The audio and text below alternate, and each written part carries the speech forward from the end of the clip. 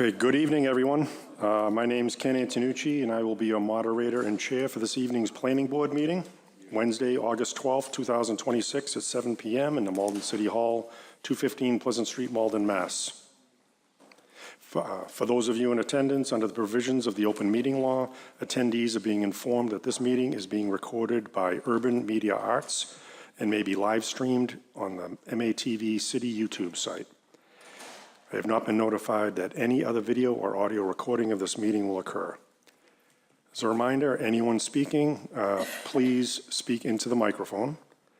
And if you're speaking from the podium, please provide your name and residential address for the record, speak clearly into the microphone, and print your name and address on the sign-in sheet. At tonight's meeting, we will hold a joint public hearing with the City Council on several zoning amendments proposals. First order of business will be a roll call for the Planning Board, starting with Tawadage. I have to turn these on, right? Diane Shuha, Planning Board. Ken Antonucci, Planning Board.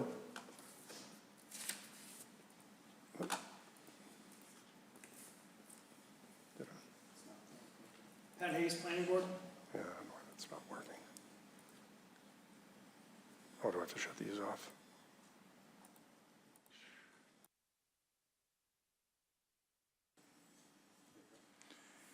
Eric Henry, Planning Board. Risa Gray, Planning Board.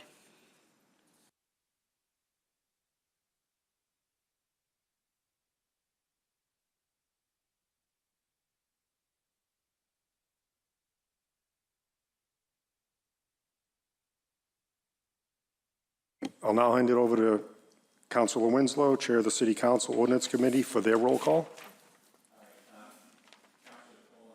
Hold on. Here. Councillor Crowe? Here. Councillor Linehan? Here. I am here as chair, and Councillor O'Malley had a death in the family, so he's not, he may attend late, but right now he's not here and he may not make it. But we do have 4 or 5 members, so we do have a quorum. Okay, thank you, Councilor. We will open the public hearing as a whole, then take up each zoning amendment proposal individually. After presentation by the sponsor and any questions from board members or committee members for each proposal, we will receive public comment and the Planning Board will discuss and decide whether ready to make a recommendation to the City Council.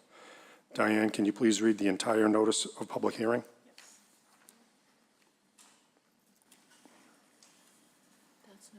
Oops, that's right. She's in my chair. Operator error, sorry. The Malden Planning Board and Malden City Council Rules and Ordinance Committee will jointly hold a public hearing in the Herbert L. Jackson Council Chamber, Malden City Hall, 215 Pleasant Street, Malden, Mass. At 7 p.m. on Wednesday, August 12, 2026, in accordance with Section 12.32.050 of Title 12 of the Code of the City of Malden, MCC, regarding petitions for zoning amendments as proposed in City Council Papers number 263/2026, 325/2026, 326/2026, 327/2026, and 335/2026, to amend the following sections of Title 12 MCC as follows. 1. Section 12.28.030 MCC General Regulations, Home Occupations, and Section 12.32.060 Point B, MCC Definitions, Zoning, CCP 263/2026, to amend use regulations to allow retail kitchen/cottage food operation as a permitted occupation and to establish definitions for retail residential kitchen/cottage food operation and cottage food products. Number 2, Section 12.28.010.E MCC General Regulations, Nonconforming Uses, Lots, Buildings, and Structures, CCP 325/2026, to amend use regulations for nonconforming uses, lots, buildings, and structures in residential office, all business industrial zoning districts. 3, Section 12.32.060.b, MCC definitions zoning, CCP 326/2026, to amend definitions for medical center and licensed massage therapy salon. 4, Section 12.12.030 MCC use regulations, table CCP 327/2026, to amend use regulations for the following uses in the following zoning districts. A, club/lodge in neighborhood business zoning district. B, hospital and restaurant fast food services in industrial 1 and 2 zoning districts. C, business school, restaurant, all other, convenience store, supermarket, and adult day health center in highway business, industrial 1 and 2 zoning districts. D, motel, hotel, medical center, and kennel in central business, highway business, industrial 1 and 2 zoning districts. E, recreation for gainful business, secondary to principal club/lodge in body art and neighborhood business, central business, highway business, industrial 1 and 2 zoning districts. F, licensed massage therapy salon and residential office, neighborhood business, central business, highway business, industrial 1 and 2 zoning districts. G, research and development in central business and highway business zoning districts. H, towing and industrial 1 and 2 zoning districts. 5, Section 12.12.300 MCC use regulations, inclusionary zoning, CCP 335/2026, to amend use regulations regarding affordable housing by deleting this section in its entirety and adding a new inclusionary zoning ordinance. Thank you, Diane. We will begin with City Council Paper 335. Is a sponsor present? Lead sponsor, Councilor at Large Luong, is not in the country at this time, so Councilor Taylor and Councilor Linehan agreed to, as co-sponsors, to step up and Excuse me, speak Councilor. on paper. Yeah, thank you.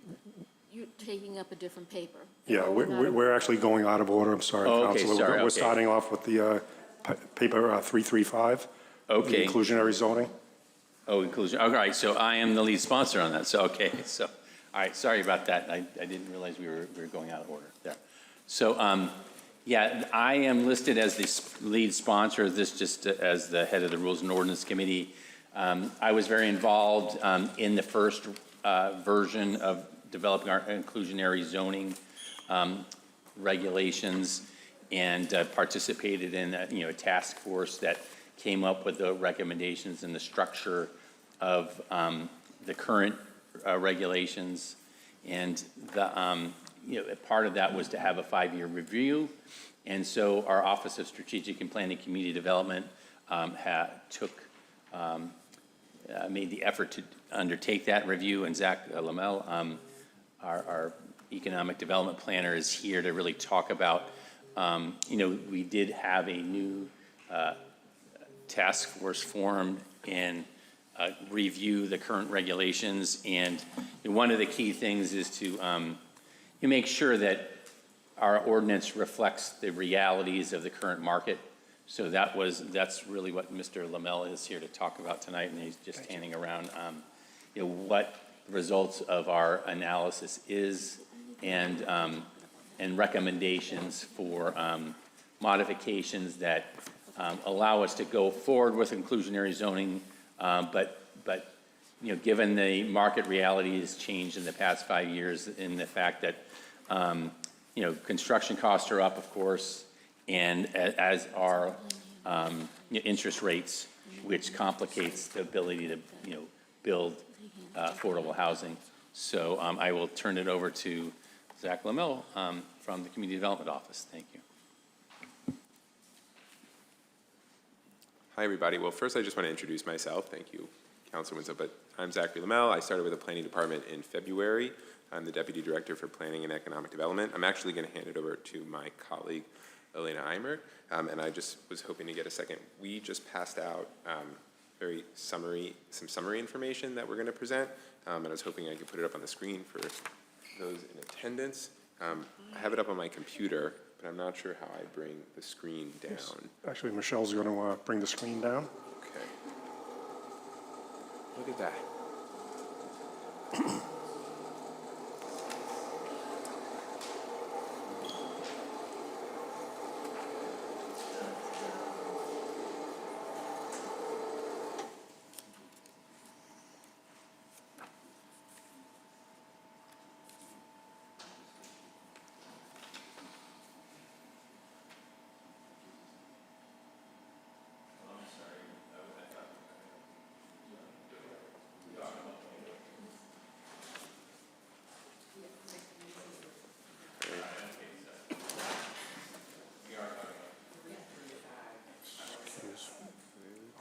While I'm talking.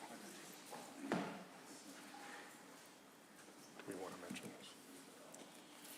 You just mentioned that that's what was handed out.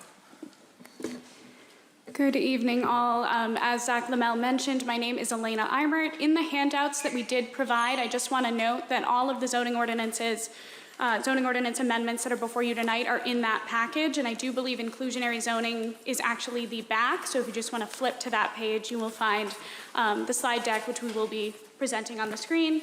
Thank you, Councilor Winslow, as sponsor, for that introduction. As this is my first time before this body, we prepared a brief presentation. Please feel free to tell me to speed along if it is not brief enough, but that is just to go over some of the changes that we're proposing to the existing inclusionary zoning ordinance.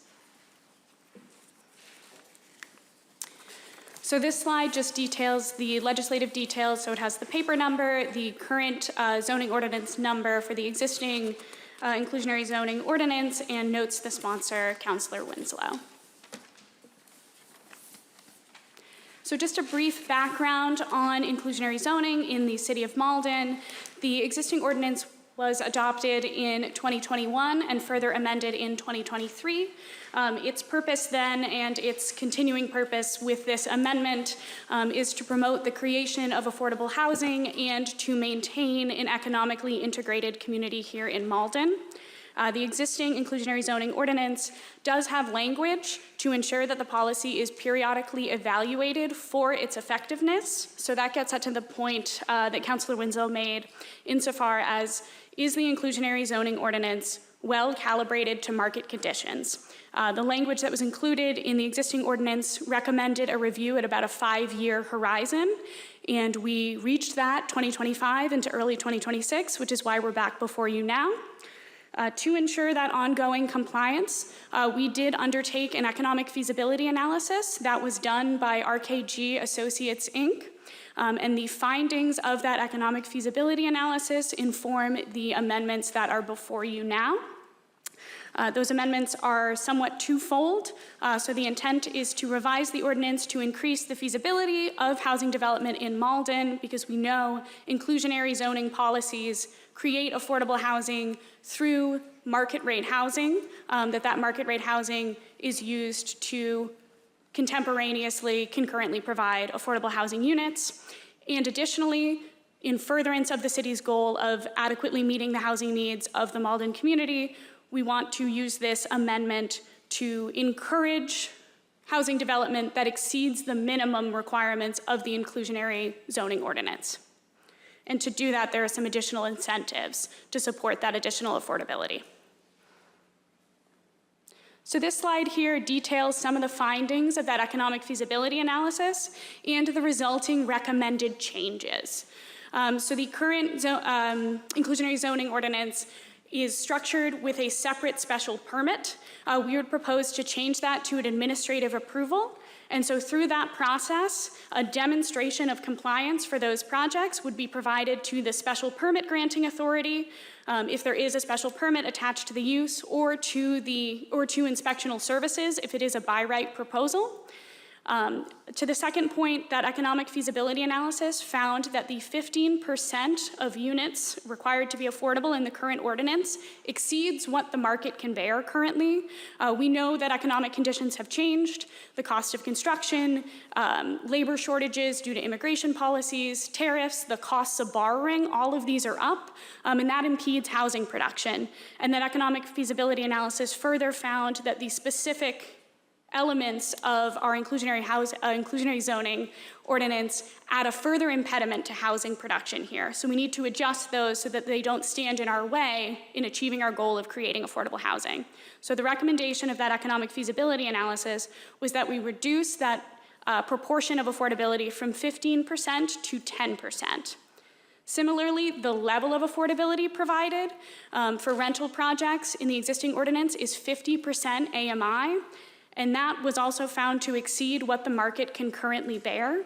So we would propose changing that to 60% AMI for rentals, and there would be no change for ownership units. Those would remain at 80% AMI.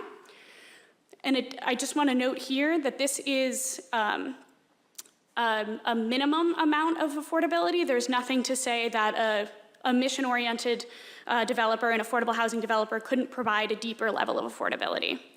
Another finding of the economic feasibility analysis that's resulted in an amendment before you, the inclusionary zoning ordinance currently applies to nursing, convalescent homes, assisted living homes.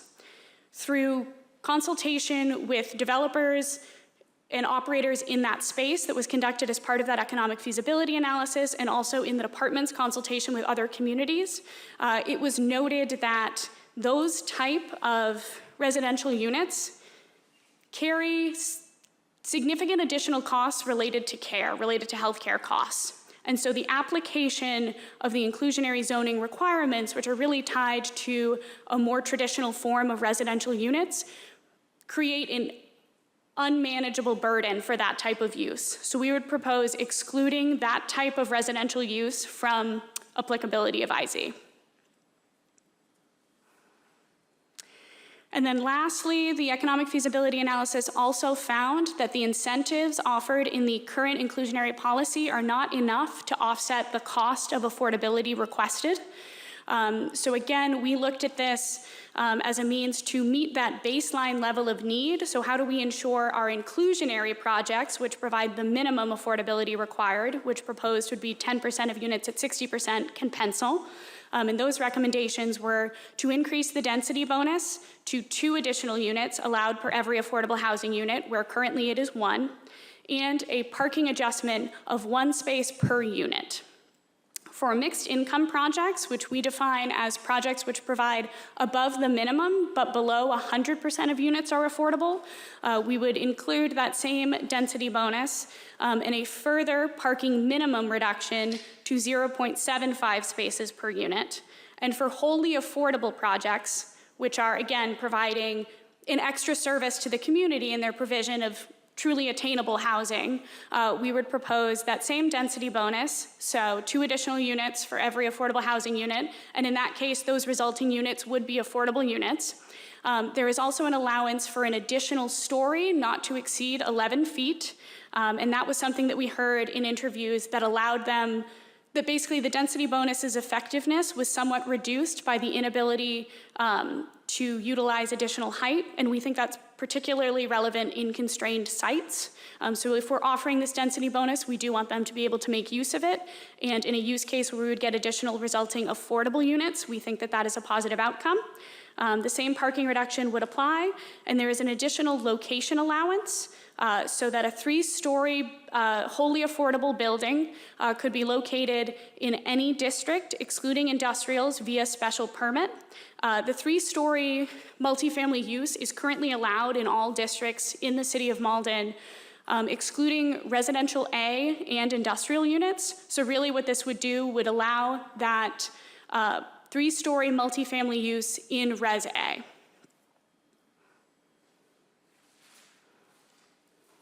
And so we have 2 clarifications that we would put to this body to consider, which would be amendments to the language before you tonight. We received guidance that we should add a clarification to specifically address that assisted living and memory care facilities are included under what we consider nursing and convalescent homes, and so would not need to apply with the inclusionary zoning ordinance for that same reason, that they have attendant healthcare costs that exceed the ability to offset through the incentives. And then further, a clarification to these incentives, we received some feedback that the density bonus and location bonuses were read as being able to be stacked so that you could utilize both. And that was not the intent of our department, and so we proposed the language in red and bold, to clarify that they are independent, and that particularly the height allowance is explicitly excluded for use in Res A. And that is our set of slides for inclusionary zoning. I'm happy to take questions at this time or follow the instructions of the chair. Thank you very much. I did have a question on the affordable project, the location allowance, multifamily. How many units would that be expected? I mean, is that from a single to a two-family, three? Could you repeat the question? How many? 8 units or more. 8 units or more? It only applies to 8 units or more. In Residence A? So we are, So this would be an apartment building instead of a single family. Right. the city planner is correct that we are keeping the applicability threshold of the existing inclusionary zoning policy in place so that it would apply to projects of 8 units or more. Okay. And then over that, there are several different types of residential uses Okay, in so the it's, City of Malden code. all right, I just wanted to make sure, so the number of units, so it still falls into that 8 unit. Yes, so Category. it's 8 units and above and definitively a multifamily use.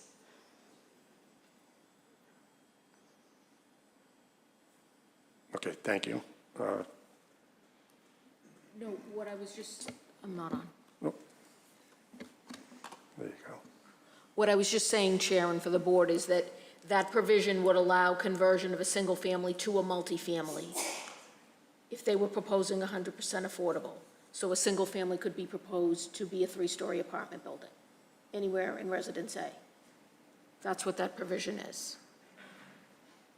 There's no set number of units. You could propose a 30-unit apartment building, you know, clear a couple single families or 2 families, and propose a large multifamily But in- under this ordinance. Okay, but This say proposed. in Residence A, you wouldn't be able to go more than 3 stories because the density bonus says you can add an additional story. Would that apply here as well? No, so it would not apply in Res A. Okay.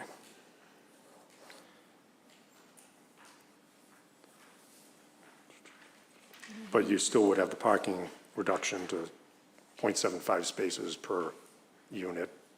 For those mixed income those. and wholly affordable projects. Right. Yeah, I'm just thinking just the affordable project. Okay. Thank you very much. Does anybody else have any questions on the board for the presenter? One second. Eric Henry? Thank you, Mr. Chair, and I apologize for the casualness of my business casual tonight to the public there. I did have a question, if I could. You said this is a periodic measure of the effectiveness of the ordinances and things that we've set in place thus far, and this happens every 5 years or so. So how would you measure the effectiveness of what we've done thus far? Thank you for the question. So we do have a record of housing production over the past 5 years. Obviously, that is complicated, again, because Malden's economy is not divorced from the larger economy. We have seen incredible amounts of tumultuousness through the pandemic and then the resulting shocks due to tariffs, and we've really not seen prices come down. So I would say it is challenging to measure the effectiveness through housing production alone, and that's where we would rely on this economic feasibility analysis. And what that tries to do is through the use of pro forma test cases, so it basically builds spec housing developments of different sizes, locations, and tries to see if in those proposals, there is an adequate what's called internal rate of return, which basically shows, is there enough there for a developer to pursue a project? Is it economically viable in this context? And so we worked with RKG to get local information as to rents, home ownership prices, and then they built out those performas using information that they had as to the cost of construction, as to that needed return. And they basically looked at that in 4 different quadrants in Malden and found that the price of the affordability that was required through the existing ordinance was an additional dampening, which brought down that internal rate of return and made it less likely that those projects would move forward. So I think that's how that's how we would periodically assess the viability of the inclusionary zoning requirements. Because again, its intent is to create housing, and we don't want to stand in the way of that goal. Of those 4 quadrants, what were your star performers? I think West Malden had the sort of most robust market, what we were calling West Malden.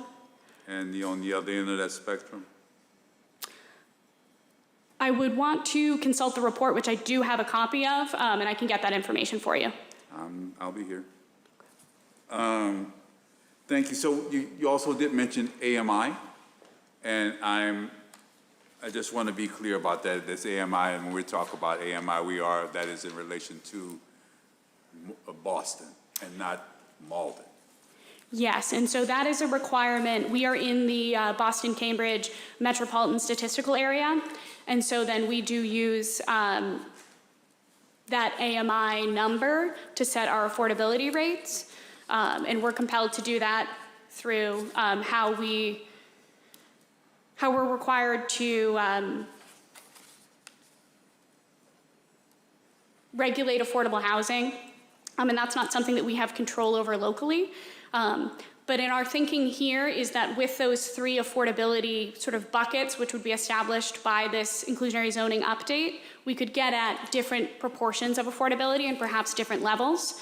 So even though we are increasing that minimum, increasing that expectation that the minimum inclusionary developments could provide 10% of units at 60% area median income, a mixed income development or a wholly affordable development which has access to public subsidy might be able to provide deeper levels of affordability, so getting back to that 50%, maybe getting lower to 30%, because those projects have access to public subsidy that the inclusionary developments, being largely market financed, would not.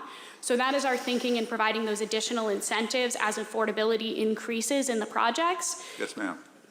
So thank you for that. I was just curious, so for a general, if we know the AMI, it was 50%, and we're going to increase it to 60% based upon the market of Boston, it would be, if we have the knowledge of what the AMI for Malden is, it's just a simple process of cross multiplication and dividing and see what numerically and financially, what would that mean for Maldonians at 60%?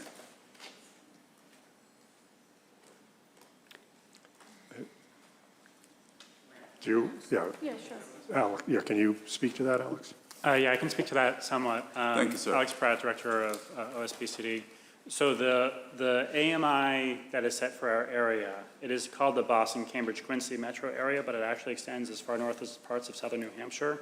It includes everything around us. It goes out pretty far west into central Massachusetts. So I wouldn't think of that as that is the area median income of the city of Boston. It is the area median income of the economy that we are living and working in. We also periodically get median income data from the census for Malden. It's usually a few years delayed. It's not an apples to apples comparison. We could pull those numbers. What we are seeing right now is that something like 59% of the population of Malden is at or below 80% AMI. Again, depending on what year you're looking at, and that's, I think, 2 years old. But 59% of the area median, 59% of our population is at or below 80% AMI. And then about a quarter of Malden residents are at or below 50% AMI. So there is still a significant amount of demand across those thresholds. One thing that we're trying to do by going from 50 to 60, one of the most important subsidies that these projects get, which is the federal low-income housing tax credit, has significant funding at the 60% AMI threshold. And so by going from 50 to 60, it's not a huge difference in terms of the rent change, but it does make a big difference in terms of the ability of some of these projects to get the funding they need. And typically what you would see is if you had a resident who was at 50% AMI, they would qualify for a 60% AMI unit. It's the other way around where you would have an issue. I hope that helps. Thank you, sir. I'll yield with that. Thank you. Thank you very much. Does anybody else have any other questions? Pat Hayes? Oh. And then Thank you. Is there any data to suggest that the number of people in the community requiring affordable housing has gone down?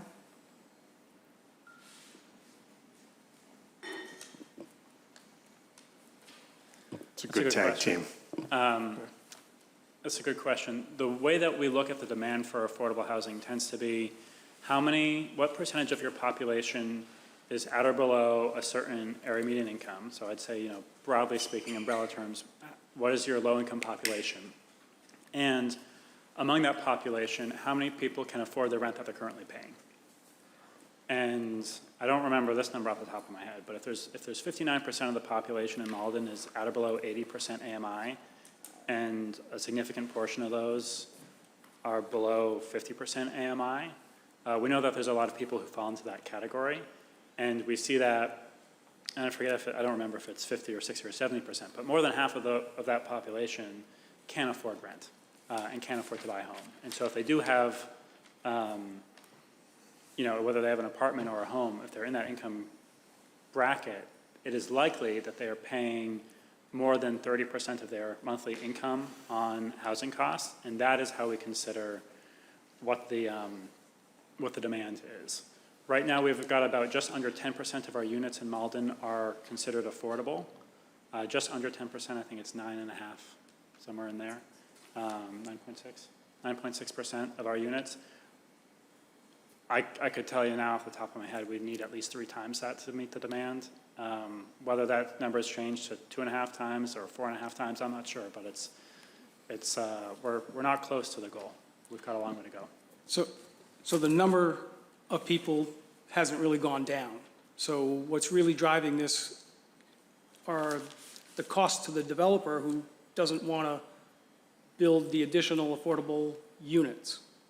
Do I understand that correctly? So I think it's a mixture. So inclusionary zoning is one tool by which we meet a community's housing needs. And with the traditional inclusionary model, which is sort of the minimum affordability that you saw on this slide here, these are market rate projects. And again, they do not have access to public subsidy. And so there is the possibility that if that inclusionary zoning requirement is set too high, those projects will not move forward. And that's a concern, because with those market rate projects, we get economically integrated buildings, and the data shows that living in economically integrated environments is positive for social outcomes. So that is something that we want to consider. And again, we want to do is make that possible while knowing we need to go further to address the depth and breadth of our housing needs. And so that's why we have the additional incentives for those developers who are able and willing to exceed that minimum affordability. So we see this as only one aspect of meeting our affordable housing needs. But Alex does love to say that 10% of zero is zero. And so we don't want to put our requirements in such a place that this ordinance is ineffective in accomplishing its goal. Well, I guess from my standpoint, I don't think developers ever want to provide affordable housing. So, you have to have something in there that's going to make them do it. It wasn't until 2021 that we had an ordinance that required it. So it just seems a little weird to me that in a community like Malden, where we have such a need for providing affordable housing, that we're loosening up sort of what we have for the sake of the developers to break even, because their rate of return that they need is not quite, what was the term you used? The market can't bear it. So I just think it's, the wrong end is pushing the needle here. You know, I think lessening the requirement seems like we're going in the wrong direction. Sure. I'll just add something before turning it over to Alex. A point that I want to note is that the three-bucket classification is new with this ordinance amendment. So yes, we are adjusting the expectations for those baseline inclusionary projects, but the current ordinance doesn't have the additional incentives that we would offer to those projects providing additional affordability. And we really do see that as a real benefit of this amendment, and it helps us to achieve that goal. And I would say that these are changes that we are proposing not for the sake of developers, but for the sake of people who need affordable housing built. The way that I think about inclusionary zoning and many of our policies is there's a carrot and there's a stick. And if we don't get that balance just right, no matter what we say in terms of, we could require 15% at 50% AMI. If a profit-driven developer who's trying to get his returns from Wall Street and otherwise can't build anything, we don't get any units. We don't get any market rate units, we don't get any affordable units, we get zero. The objective of this policy is to require as much affordable housing as we think we can without slowing development of those units. And what our economic feasibility analysis told us was that as the economy has shifted, that balance needs to be adjusted because we are no longer in a place where a developer can build units under the existing policy and maybe not make as much. It's not about limiting profit. It's they can't get the financing to do it, period. And so this is the point that Elena was making around 15% would require, more units than 10%. But if a 15% threshold chokes development overall, you get 15% of 0 units built, which doesn't help anybody. So the intention here is that by lowering it to 10%, the developers can actually build the units that our community needs. If I could add just one more point. We also retain in this ordinance that suggestion to revisit the policy in another 5 years. So at that time, if we were to revisit the economic feasibility analysis and found that we had seen a significant recovery, we might be able to restore some of those elements, perhaps providing that deeper level of affordability. But this is just trying to make sure this policy works in this market climate. Okay. You all set that? I mean, I just had like a kind of a follow-up to that, though. So basically, it's not necessarily to put more money in the developer's pocket, but I think what you're saying anyways is that it enables them to get the financing and grant monies or whatever to be able to build these units that in the long way around will end up incentivizing them to provide more inclusionary housing. Yes. To meet or at least close the gap with the demand. I just want to make sure I'm restating it Well phrased. that way. Okay. All right, thank you. Eric, Henry, did you have something else? Yeah. Okay. If no one else had a first round. Diane's flashing? Oh, I'm sorry, I didn't see I'll Diane. take, no worries. Diane, you go first? Sorry. Yeah. okay. Yeah, my, I'm looking at the graph here, and inclusionary project is what we have right now. Mixed income project is what you're proposing, and also the affordable project. So what I'm seeing between the first two is that you're decreasing the parking to 0.75. Why? Is that giving them more room? I don't understand. We don't have parking in the city as it is, and now you're taking away parking spaces? I mean, right now it says 1 parking space per unit. Normal zoning is 1 per bedroom. So I don't see why we have to reduce it to 0.75 spaces per unit. That troubles me, because I know everybody takes the T and everybody has a bike, but I've seen it doesn't work. So I'm just asking why you brought that out. Like, why is that a main sticking point? Because I see it again under the affordable project. So the proposal here is to change the required parking minimum. I just want to be clear about what that means. It does not preclude a developer from providing parking above that ratio. But what we heard through the economic feasibility analysis in consultation with housing operators and housing developers that are active in Malden and active in the region, was that the rigidness of the parking requirement, even with the existing parking adjustment, isn't helpful to them in the breadth of environments in Malden. And so having a lower required minimum enables flexibility for projects that might be sited in different locations. So a project that's sited in Linden might need different parking than a project that's sited in the downtown. And then further, acknowledging that parking is deeply experiential, when we look at the data from the American Community Census, which is an offset, it's under the US Census Bureau, the data suggests that the majority of Malden households have one or fewer vehicles. So it says that 45% of Malden households have one vehicle and that about 15% have no vehicles at all. So knowing that people have a personal experience of parking, the data would suggest to us that a one-to-one is appropriate to existing conditions, and that 0.75 provides additional flexibility for units as they become more affordable, as the data also suggests that lower income households have lower rates of car ownership. Yeah, I don't agree with that. I mean, I drive around Malden, and trying to find a parking space in the West End anywhere is difficult. So I just don't understand why we have to lower the parking space. Again, it's one space per unit. And I can understand if you have a tight place, a tight area. Linden might have more room, so why give them the opportunity to say, okay, I only need 0.75 spaces? If they have the room for it, they should give it. I don't know, that's just my sticking point. I don't like the parking situation. Yeah, if I just could share. Sure. I just want to clarify, what you're seeing is actually lower than that's not the inclusionary. The proposed new standard would be one per unit for market rate and affordable if you're providing the minimum. If you're providing more than the minimum, it goes to 0.75. And if you're providing 100% affordable, it goes to 0.75.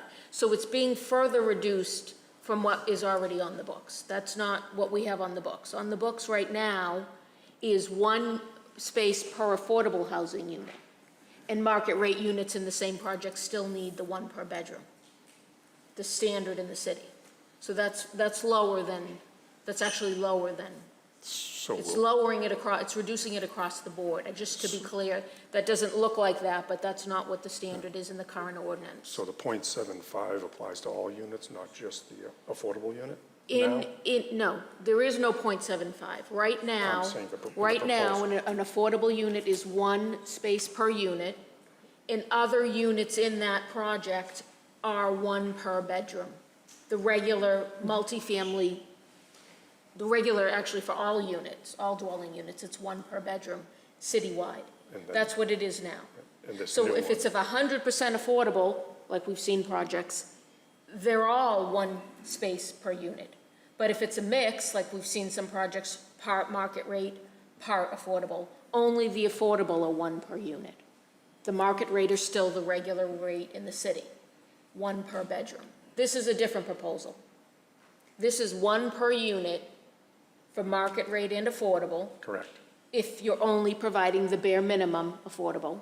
And then it's 0.75 for all other units in the other two types of projects. What's the bare minimum? 0.75. No, I meant for the units. Bare minimum of units. affordable units. 10%, 5%? This is, right now it's 15%. And it'll go down to 10%. It'll go down to 10%, the required minimum. Yes, when I'm saying bare minimum, that's what I'm saying. But after we finish the questions, I want to add a couple other points of information to what was being asked by Mr. Henry and Mr. Hayes as well about some of the info. So to try to summarize for the parking, it's going, It's being reduced across the board. It's going to be reduced across the board. Yes. Instead of the one per unit, one per bedroom and the one per unit for affordable, it's now going to be one per unit across the board. Or 0.75 across the board. Across the board. So Yeah. it's a big reduction of off-street parking. It seems like it's actually a larger reduction than it it's being presented as. It's 25% to 75% less, the parking requirement's being reduced. It depends how many bedrooms are in the unit. You want to take more Yep. questions, and then I can, like I said, there were some other. Is that it, things I was Diane? gonna- Yeah, I'm fine. All right, and then Eric, did you have a follow-up? Because I believe Michelle has some, I can yield to Michelle. okay, yeah, because she had some answers to some of the things you brought up, so, Yeah, Michelle, thank you. you do it. So I just wanted to note, so I've given you this in the staff report, which we're going to get to, but you were asking how many units. You were saying how are we judging number of units. So this board's familiar with the number of projects that have been permitted. It's on the front page. So 99 affordable housing units have been permitted, 1 payment in lieu for an affordable housing. So that's 99 over the past, since the ordinance was put in the books, 2021. That doesn't mean 99 have been built, but I just want you to be clear that the ordinance is working in the sense of units are being required, projects are coming forward, projects are being approved. They include affordable housing units, 99 to date. And the majority of those are actually paying instead of putting the affordable unit as opposed to paying in lieu, because we have Oh, seen. only one, the first project you saw did 1 payment in lieu. That was at 9092 Salem Street. The next 6 projects provided the affordable housing on site. Out of those, you had a mix. Some were 100% affordable, some were providing, the bare minimum. So I just wanted to note that in response, I thought that's what you were asking. How many units have been Yes, produced? that's Excuse me, how many units have been permitted? great for the record. You said that was 99, right? Yes, 99. So, Mr. Chair, I had a couple questions for the petitioner, unless Yeah, no. somebody else who No, has another anybody else question. have any questions from the board? Counselor Or, I is. mean, do you want to go, and then we'll go to the, Do Michelle, Eric you? Henry, and then, okay. Eric, one more? Yeah, one more thing. Even if we, and just a more comment too, even if we do get, the 10% and the 99 out of 100 is quite impressive. As Mr. Pratt has said, we would still need more, 3 times, multiple times more than what we're achieving right now. And I'm actually trying to consider, when I ask for measures, what else are we looking at with regards to, I've suggested to this body before, one thing to look at is the lot size in Malden. It is currently 7,500 square feet to build. When I first joined the planning board, it was 6,000 square feet to build. I have no direct knowledge of the impact upon that, but if those are significant measures that would mark time for me. So I hope we get the 10% that we're looking for. That I yield. Thank you, Eric. And, Planner Romero? thank you. I just had a couple questions for, I'm sorry. Point of order. Would you like to have responded to that? Was there a question? I don't know, but I asked her if she wanted, she looks as though she wanted to respond. If you have Do you a have a comment question of to me? what, A comment of my statement, ma'am? yeah. I took it as a question to the department, and I would just say we're not actively working on something, but we are following the small lot ballot initiative question that is come up that sets minimum lot size standards to, I think it's 5,000 square feet. So that's something we're following, and we will see how that works out this fall. That is something we're tracking, but not something we're actively working on in the department as we see it being addressed at the state level. So we're waiting to see what happens there. I am pleased that you paused to say that. Thank you. Thank you. And, okay, Michelle? yes, I just had a couple questions. So I'm not following this idea of you need the extra story or the height bonus. Because when I ran numbers, so a 30-unit project under the current ordinance would provide 5 required affordable housing. So they get the density bonus for 35. Under the new ordinance with 10%, only 3 would be required. They get the density bonus, so that goes up to 36. So it's either a 35-unit building or a 36-unit building. I don't understand how you'd need a story for 1 unit. Same thing with 50 units. A 50-unit proposal under the current ordinance, you could build 58 with the existing density bonus. Under the new density bonus, you could build 60. So you're getting 2 extra units. A 100-unit building, 115 under the current ordinance with the density bonus as written, or 120, so that's 5 units. So where is the justification? And I've read the study several times. I don't see them recommending we allow in Residence A apartment buildings or multifamily 3-story. I don't see anything specific to Malden Residence A neighborhoods. And I don't see anything about adding the height, and based on your statement, the numbers don't play out. Why would you need a whole extra story for 1 or 2 units? How does that make any, why is it you're saying you need that? Why? How does So that? I'll take the question in 3 parts, and I may ask Alex to speak to the location element, but specifically to the height piece came up in the policy recommendations section out of conversation, again, with operators and developers that are active in Malden. I believe the section speaks to what they see as a lack of flexibility in Malden zoning, and they note parking ratios and heights as some of those elements of where a lack of flexibility impedes their ability to advance housing projects here. And specifically, the height piece is not speaking to the unit count, but it's really speaking to in constrained parcels where you might have fixed land area, how you could effectively utilize your density bonus is by going up.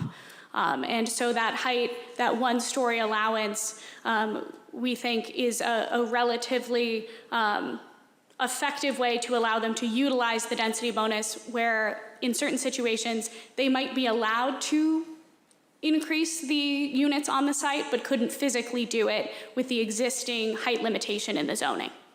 And so that would be 3 stories could go to 4, 4 could go to 5, 5 could go to 6, 6 could go to 7. If they were a wholly affordable project. Yes. Yes. So and then it's a complete moving up. So there's no regard for the use regulations that say multifamily up to 3, multifamily 3 to 6, multifamily 6 to 7, and that's capped in the city. So this would override existing use regulations. for the provisions of height and density only. So other elements of the dimensional controls for that use would continue to apply. No, but for the use category, we have a use category that says multifamily can be no higher than 7. It's 6 to 7, that's the max, but this is going to override that. So we are aware that there are a few use categories where there would be a friction with this allowance. So for example, a 3-story building in neighborhood business, if it were wholly affordable, a project proposal could come in and say, we want to make use of the density bonus and the height allowance. And so then the special permit granting authority, the planning board, would review that project under the dimensional controls for a multifamily dwelling inclusive of 3 stories, but for the height and the density, which would be then a 4-story building and have the additional density related to the allowed density bonus. But that would be exclusively for those wholly affordable projects where we see a little bit of latitude could help in achieving that broader community goal of providing additional affordable housing.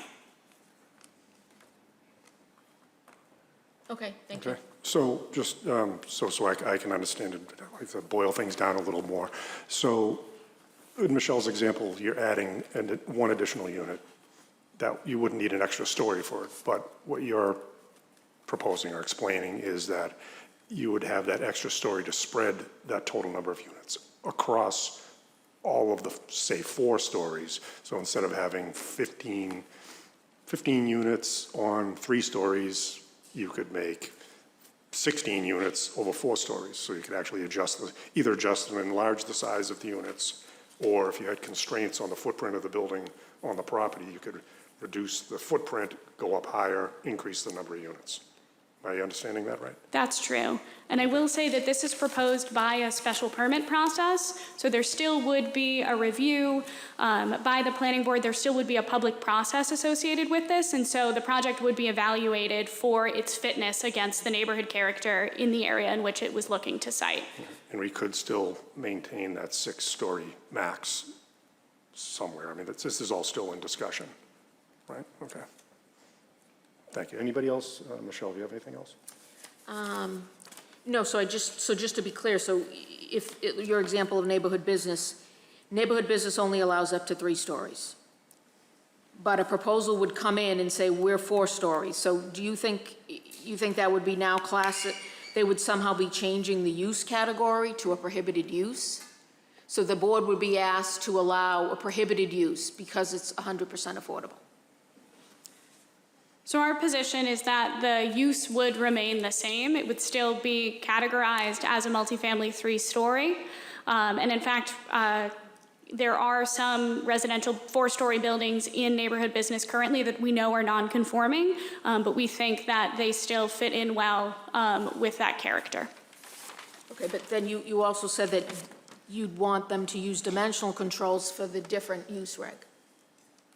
You said. Yes, so it would still be So it wouldn't actually be it wouldn't be a multifamily up to 3 stories. It would be a multifamily 3 to 6 now to get those dimensional controls. How would we mix and match use regs, dimensional controls? How would that, like I'm just saying from the board's perspective to grant a special permit, how would that work? So the current inclusionary zoning policy has a density bonus, as I understand it, that could transgress the density requirement in the zoning ordinance for certain uses. So we would expect that it would be treated similarly. I will also note that Nelson Miller, the zoning enforcement officer, is present if you would like him to speak to interpretation. No, I'm curious because you're proposing this, so how you think it would work, because there are different density requirements for 3 to 6 stories than there are for up to 3 stories. So they would use the dimensional controls for one use, but they'd still be classified as a different use? Is that what you think would happen? So our intent would be that the proposal would be evaluated under the use category, but that height and so a 3-story building would be evaluated with the dimensional controls excluding height and density that are attached to a 3-story multifamily dwelling. Okay. So the dimensional controls would stay under the original category. The use filing, yes. The use. And then our thinking So is that's what they're proposing. It wouldn't step up to the next use level and trigger those requirements. It would still, Right, the that's issue how is they're just that our use categories are called, for example, dwelling multifamily Correct. up to 3 stories. That's the use category name. It's Right. not, so, but anyway, did you have another, could I share just quickly, did you have a response to the other question about, you had a question about the location allowance. yeah, because I don't see that anywhere in here, and I'm wondering how in-depth did they look at Malden and all the Residence A zoning districts and all the properties, again, the concern being converting a single or a 2 to a multifamily up to 3 stories, allowing a special permit for that. Do you want to start? Okay. And how, the impact, was there any sense of the impact on all the Residence A neighborhoods if property owners started to do this? Right now in Malden, the Residence A district is the largest by far of our residential districts, of all of our districts, but especially when you look at where homes can be built, where any affordable housing could be built. Res A is the largest area. And we have seen that the few 100% affordable projects that we've developed or that we have in the pipeline, a number of them are located in Residence A. And the way that has been able to happen is because there's a section of the zoning that says if you have an existing non-conforming use, such as a Salvation Army office building or a temple on Main Street or Bryant Street, that you can, by special permit, and we would keep that special permit requirement here for this location incentive, the special permit to convert that into up to 3 stories of residential. That is currently what we have on the books.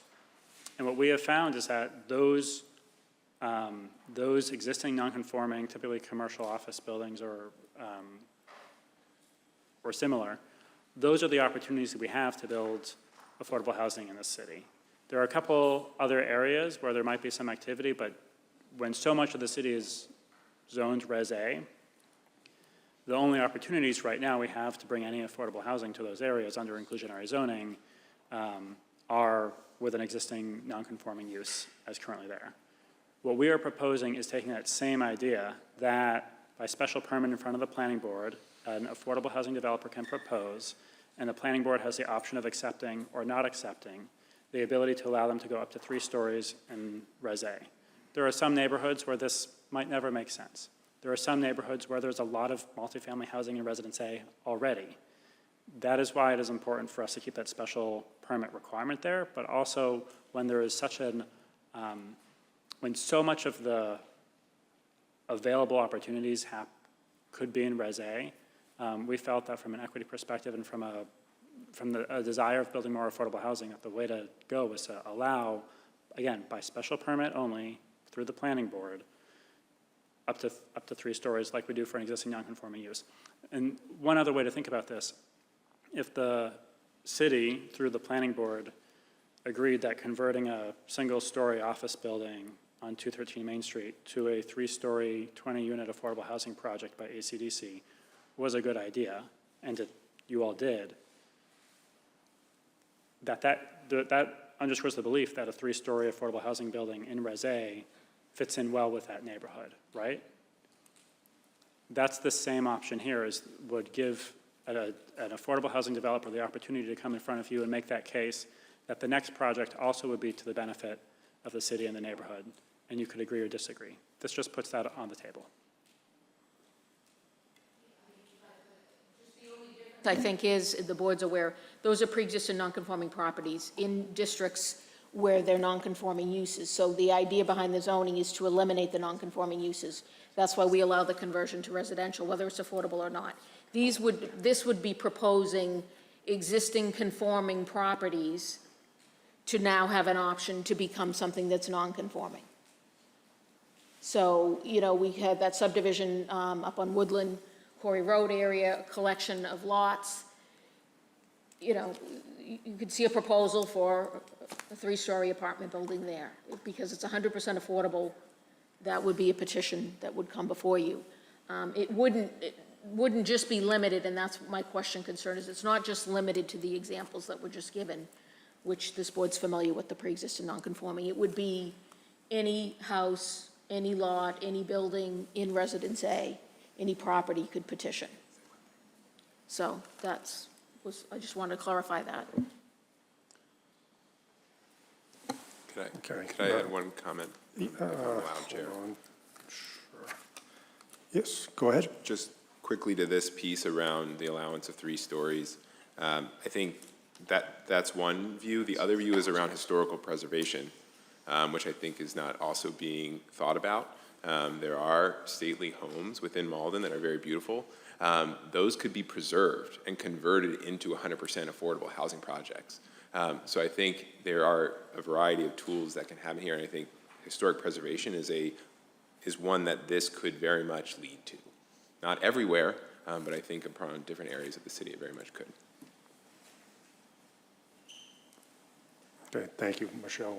You're all set, right? Eric, do you have another question, a quick one? I want to get to the council as we haven't let them speak yet. Yes. One more question. Thank you, Mr. Chair. I would have not had this question if I had not heard this comment. Said that there, I mean, to kind of paraphrase, there's a point of friction between what the city, or what, can you say a point of friction in your terminology? That's correct. Can you expound upon that a wee bit? So I think it is I'm sorry. Maybe Alex already did it. Let me say, if he did, that's fine. But if not, if it's something different you can add to that, that's fine. Thank you. When I used the phrase a point of friction, I was referencing City Planner Romero's comment that there are a few use cases like the multifamily dwelling inclusive of 3 stories where with the height allowance in certain districts, you would see a 4-story building proposal come in under a special permit application under a 3-story use. So that was just to say, we know that because of the current means in which the Malden zoning code classifies different types of multifamily residential, there is some maybe friction there, but we think that that can be ameliorated through that special permit process where the dimensional aspects of the building, the height would be noted in a legal advertisement so that interested parties would have an understanding of the full breadth of the proposal. They could participate in the special permit process, the public comment process that is carried out as part of that, and be able to weigh in as to their opinion on the fitness of that type of proposal in that specified location. Thank you for that clarification. And now I yield. Okay, thank you very much. If nobody else on the planning board has any questions, I'd like to open it up to the councilors. I believe it was Councilor Colin Hayes first, if I can read this correctly. Yeah, Cologne Hayes, it's me. No, I'm not Thank sure you. which, we've got different Thank names you. and different mics, and thank you. So thank you for this tremendous amount of work here. And I like to hear that we're all in agreement, well, I'm in agreement anyway, with building more affordable housing. So I don't have many questions about a lot of this because I can see where it would increase the affordable housing, but the one sticking point I'm having a problem with is going from 15% to 10%. I did just ask Alex if we're going to get a copy of the study because I would have loved to have it here, but he did remind me we did get it sent to us, so I will look that up at home. I do realize that this is going to come to the city council, so I'm not going to ask too many questions, but just to let it be known that I do, we're adding a lot of incentives. I need to compare the incentives that we're having here with what we already have, and maybe think about moving forward with the rest of these incentives and keeping the 15%. This is just an idea, because it does seem a little bit like we're giving something, to the developers. They're not going to want to, most of the developers don't want to build affordable housing, but I also understand that if they can't afford to build it, they're not going to build it. I understand what you're, this balancing act, but just for me, that's just something I would love to look at more. And the other question would be, well, that wasn't really a question, that was a statement. The question here, which cities, and it might be in the report, but what cities did we get compared to? Like, have they also lowered their inclusionary zoning percentages? So that was not the express intent of the economic feasibility analysis. They really were trying to look at market conditions in Malden. However, we are aware of other communities in the region that are similarly revisiting their inclusionary zoning policies, again, to ensure that they are effective in producing housing units. I know off the top of my head, I believe the city of Chelsea just recently revisited their inclusionary zoning policy, again, to better fit it to the market conditions in which we're currently living. Okay, no, thank you. I'm actually taking a leadership course right now in housing, so we are discussing this. Yes, so this is something that they asked, and I did pose this question. I sent them information here that we're looking at. I'm like, can you give me an idea of what we're looking like regionally? I'd like to see what other cities are doing. I feel very hesitant, especially being in a gateway city. We all know what our demographics are about lowering something, especially since we're already adding the incentives, but that's just something we'll be looking into, and I appreciate the work that you've done here today. Thank you. Okay, Councilor Linehan? Thank you so much. I also have kind of a question and a comment. So along similar lines, I'm sort of wondering where we fit in the market. I've heard similar things that other communities are contemplating lowering their threshold, and I also know that there's been a lot in the media about as others have made, that developers are looking to, they're having a harder time building a funding stack to do market rate and affordable developments. All the things that you mentioned about the market being tighter and that being harder to find financing, tariffs, et cetera. My thinking is that, of course, we want to get housing built. We're not looking to do favors for the private market more than we have to, but also, to quote you back to yourself, 0% of zero is zero, right? So we want to get something built. But what do we need to do to find that sweet spot? And given that, I appreciate that we've had an external consultant help us, which I think is the right thing to do we need to be thinking about where we fit in comparison to our neighbors? And do we need to be looking at this sooner than every 5 years? Like, how do we figure out what the right time frame is to look back at this and know if we've done the right thing? Or is there a way of knowing?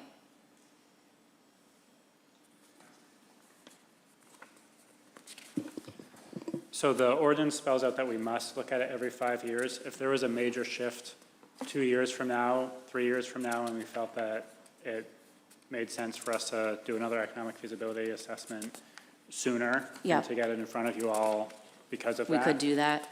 If there was a global pandemic or something that just changed the way that we Don't thought even about say the that. world and that the economy worked, then we would take a look at it and see what made sense. This policy came into place in the COVID economy, before the inflation of every year since then. Yeah. And so it really has been an odd period construction-wise for us. Yep.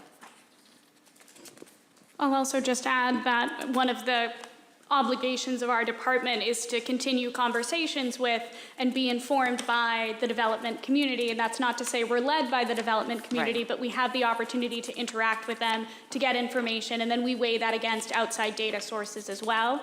But that's just to say that, you know, while this full-scale economic feasibility analysis might only happen on a periodic basis, there are many more touch points in between where we're hearing about, as the market might change, how projects are finding and able to site and able to secure financing here and in neighboring communities. I appreciate that, and I think there is a huge difference between being led by and listening to and being realistic. I think there's probably more misconception right now about how hard it is to actually not just make a profit, but even be feasible. I think that most people out there building are really at a close line on that edge right now. And if a project can't get built, I don't think we don't want to be in the group of communities that has an unrealistic ordinance on the books. That if developers are out there looking and saying what community has an ordinance that makes it completely infeasible for us to even walk in the door, I don't think we want to be in that group of communities. So I appreciate that we need to have real data that grounds what we're trying to do. I don't know if you have anything that you wanted to add, sorry. Well, just to the councilor's point, and also Councilor Colin Hayes, I would recommend everyone take a pass through that RKG study, because it very much does look at the current conditions in Malden, again, in that sort of quadrant approach. And its findings are that even in some environments with these incentives, there are areas of the city where in current conditions, the current construction climate, we may not see housing development move forward. So this is really just trying to remove an impediment. It's not to say that like this will right the ship, because to your point, it is a very challenging climate to make housing pencil. Thank you. And then I know we have a really long, sorry, did you want to add something to that? Yes, just there have been studies, not just this study in Malden, but studies of inclusionary zoning policies across the country. And those studies find that if you don't strike the right balance, you actually raise rents and you raise the cost of homeownership as well, because you make it so expensive to build that the prices for everybody goes up. So a strong inclusionary zoning policy has to strike the right balance, or we end up shooting ourselves in the foot when it comes to affordability. Thank you. I was just going to say, I know we have a long agenda, so I don't want to belabor it, but what I was going to share is that in the context of serving on the Affordable Housing Trust Board, we've definitely seen some of the things that you all have shared about nonprofit developers saying that they need a little bit more flexibility, and they're not coming in and saying, gosh, we need to build 6, 7 stories. What they're saying is that the parcels that come up for development availability here are really infill. They're small parcels in neighborhoods like the Salvation Army site or like the synagogue. They're very constrained by the geography and by the parcels around them. And when our board members are saying, could you do one more accessible unit for a disabled member of the community? Or could you do one more unit that has 2 or 3 bedrooms? Because what we really need is more units that are family-sized or multi-generational, something that we could fit more people into. What they're saying back to us is, well, your height max and your parking rules are keeping us from flexing the site anymore. And so they might just need a half story or one more story, or to shave 1 or 2 parking spaces, and then they could reconfigure the whole site. So they're not saying to us, we want to cut all the parking or we want to go double the height. They're just looking for a little bit of flexibility to be able to make design choices that allow us to reflect a little bit more equity or a little bit more flexibility to give back to the community what we know the community needs, which is to house a lot of different types of people. So the last 2 years that I've been on that board, I've been a little bit frustrated just by how constrained our ordinances are. And I was really glad to see that piece of this, probably more so than anything else in it, as much as I hear the concerns about, gosh, why do we want to be putting back inclusionary down a percentage at this point? I feel like that flexibility for the 100% affordable is actually where we're going to see the impact, just given that we're already a very built-out community, and what we're going to be seeing come online is, these historical large older homes that Councilor Crowe and I have in our neighborhoods, or these smaller parcels where a longtime business or a religious institution is closing. That's going to be where we're going to be partnering with the nonprofit developers to do these things where they need a little flexibility. So I just wanted to share that because I think that context is a little important, and it's grounded in real experiences that we've had over the last few years. So thank you for letting me have that opportunity. Thank you. Anything else from the councilors? All right, I did have one additional question, if you don't mind. Just wondering, if this does, obviously we're going to make a recommendation, goes before city council, and would either be voted yes or no.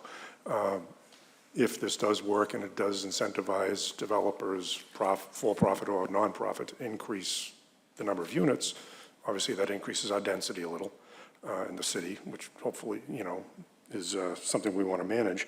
But has there been a study or any consideration on, that increase in density, how it's going to impact the needs for like city services, school system, et cetera, and how will those required really increases to meet the needs be funded?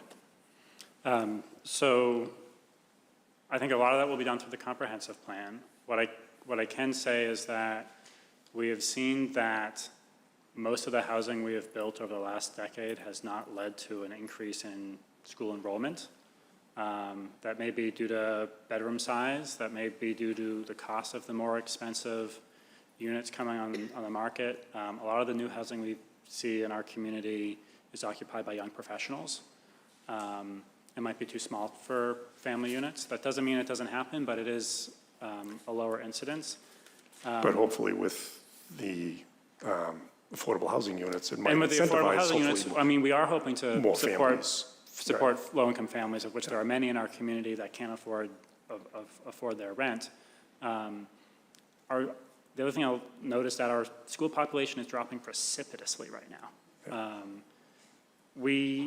Over the last 5 years, we've had 2 market rate developments that have come in under inclusionary zoning, one of which made a fee in lieu, so did not build any affordable units, and one of which built a handful of, or will be building a handful of affordable units. I can't remember the number, but it might be 2 or 3 or 4. Right.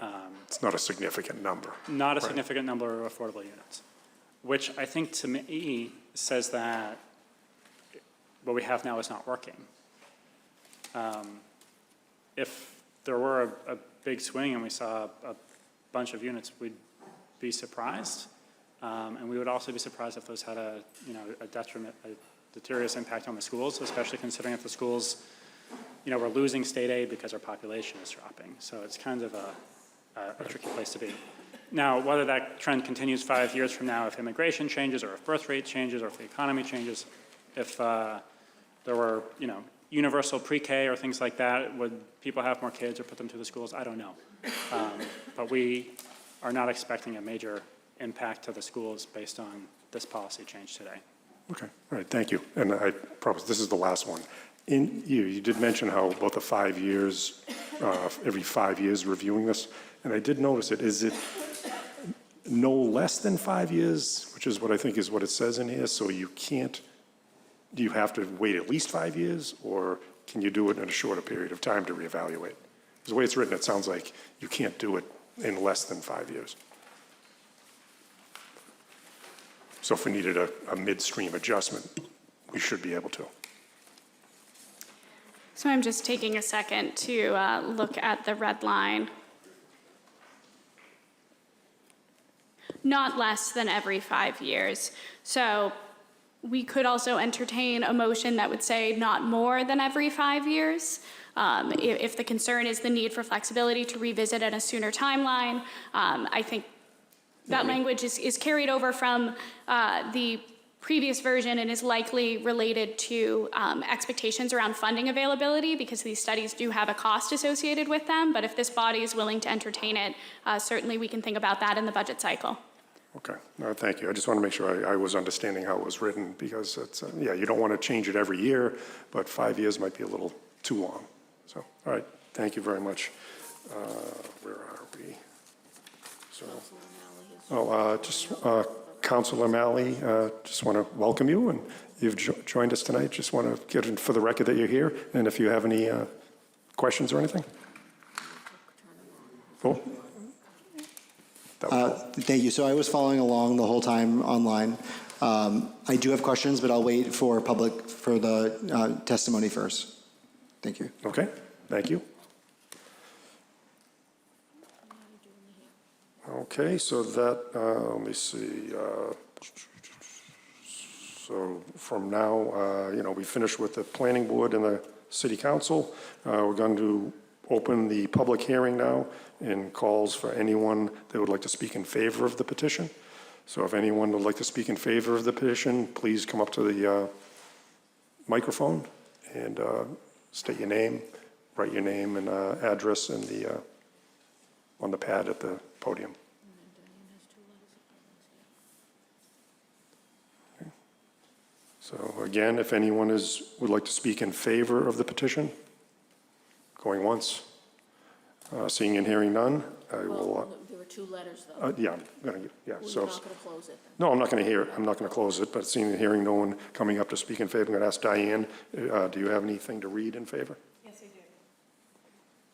And I will turn on. Yeah, no.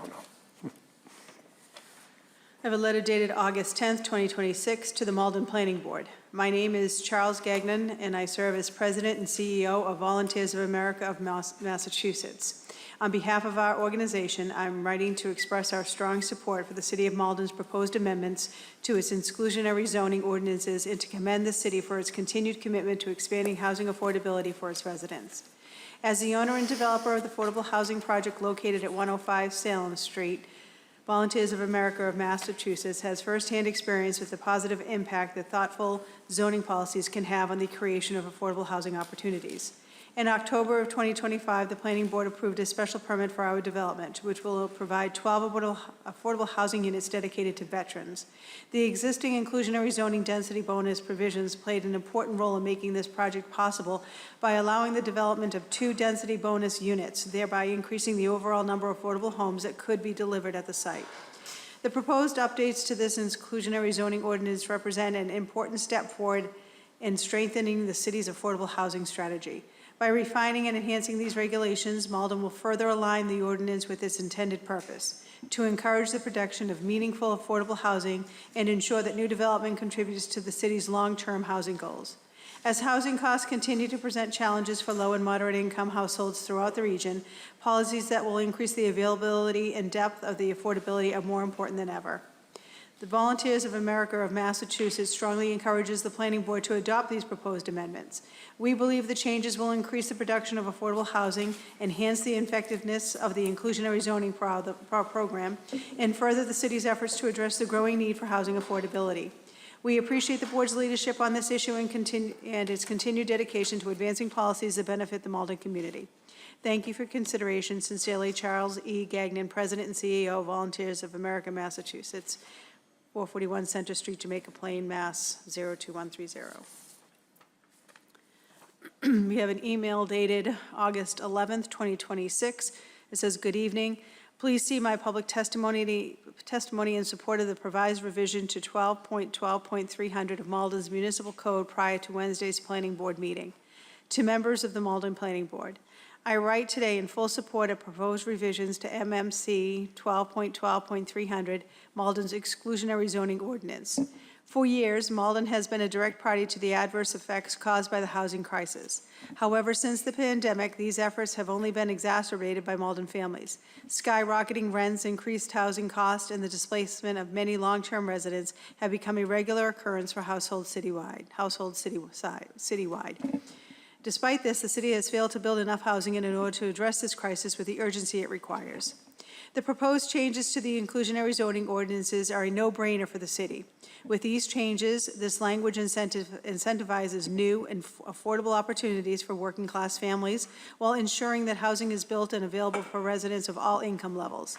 In tandem with the proposed economic development bill, these changes will allow the city to continue its economic resurgence by increasing the number of housing units and jobs citywide.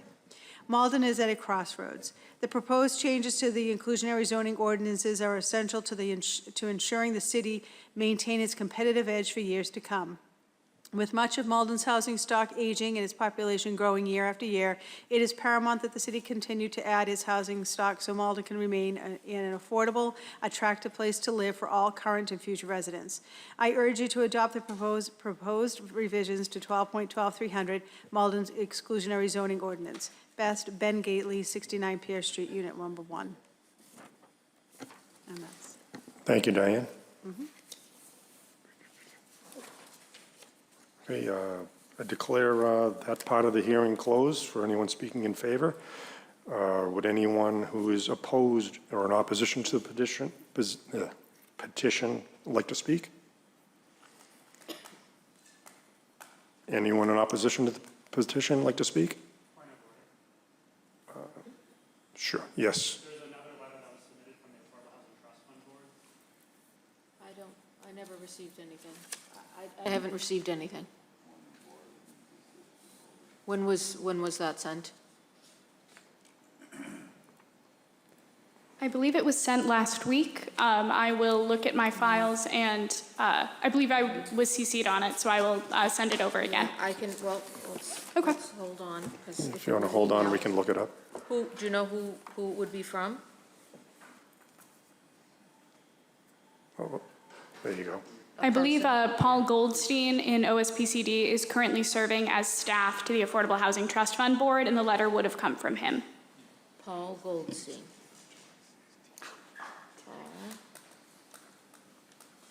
I stand corrected. I sent it on July 16th. Okay. Apologies. Elena sent it. Let me look up Elena. July 16th. So not last week, last month. And Did who you am say I? July 16th? Yes. Time flies when you're having fun, right?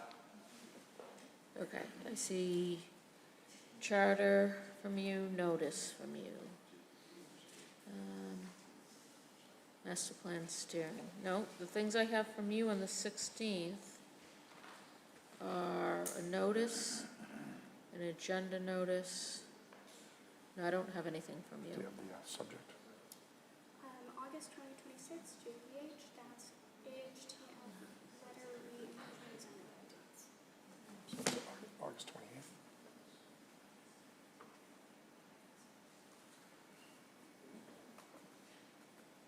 July 16th. Okay, what is this? Let's just get out of here. Okay, You want to look up the attachments? okay, I'm looking at the 16th.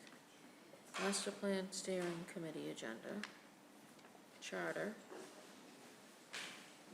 I don't, Subject says AHTF letters. oh, that was sent. I'm sorry, it was in sent. I was wrong. Okay, let me go back. You're allowed to send your letter after the date of the hearing, right? For I'm sorry? letters can be sent. Yeah, I mean, we'll read it into the record if it's here. While we're here, we'll get it on the record. Okay, sorry, I was looking at the wrong thing. Okay. I might have missed it, so let me look. Okay, here it is. I missed it. So, Okay, so let's read this into the record. Sorry about that. Oh. Let me see. Okay, I can't open it. Let me try 725. Okay. Thank you. Sorry about that. So we'll reopen the hearing. This is in favor. Reopen that portion of the hearing. Okay, so in order to read the third letter in support into the record, I'm going to reopen the portion of the hearing for anyone speaking in favor of the petition. So we'll reopen that portion of the hearing.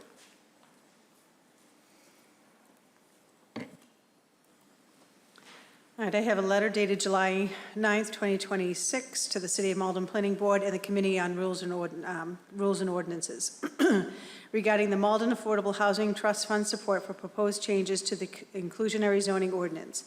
Dear members of the Malden Planning Board and Committee on Rules and Ordinance, the Malden Affordable Housing Trust Fund, the Trust, or AHTF, Board of Trustees is authorizing this letter in support of the proposed changes to the City of Malden's exclusionary zoning, IZ, ordinance, docket number 335-26, for the August 12th Planning Board meeting. The AHTF believes that the proposed changes will help unlock the development of new affordable housing in Malden and better equip the AHTF for its stated purpose to create and preserve affordable housing within the City of Malden for the benefit of low to moderate income households. Malden, like many municipalities in Massachusetts, is facing a housing crisis and has a critical need for affordable rental and home ownership opportunities. The proposed IZ changes will incentivize and streamline the development of projects that will provide much-needed deed-restricted affordable units. In addition to incentivizing market rate projects, which will produce inclusionary units, all affordable housing projects will also be incentivized by providing greater flexibility with existing zoning requirements. The AHTF welcomes the opportunity to invest in wholly affordable projects, the feasibility of which will be expanded thanks to the changes to the IZ ordinance. The AHTF will also benefit greatly from updates to the in-lieu fee process, as in-lieu fees are one of the primary sources of funding for the AHTF. We urge you to support these changes to the exclusionary zoning ordinance, as we believe they will have a tremendous impact on affordable housing creation in Malden and will enhance the ability of the AHTF and its mission. Please contact interim staff liaison Paul Goldstein if you have any questions or follow-up for the Malden AHTF. Sincerely, Gary Christensen, Mayor, City of Malden, Chair, the Malden Affordable Housing Trust Fund. Thank you, Diane. Does anyone else have anything else in favor of the petition? Anyone else like to speak in favor of the petition?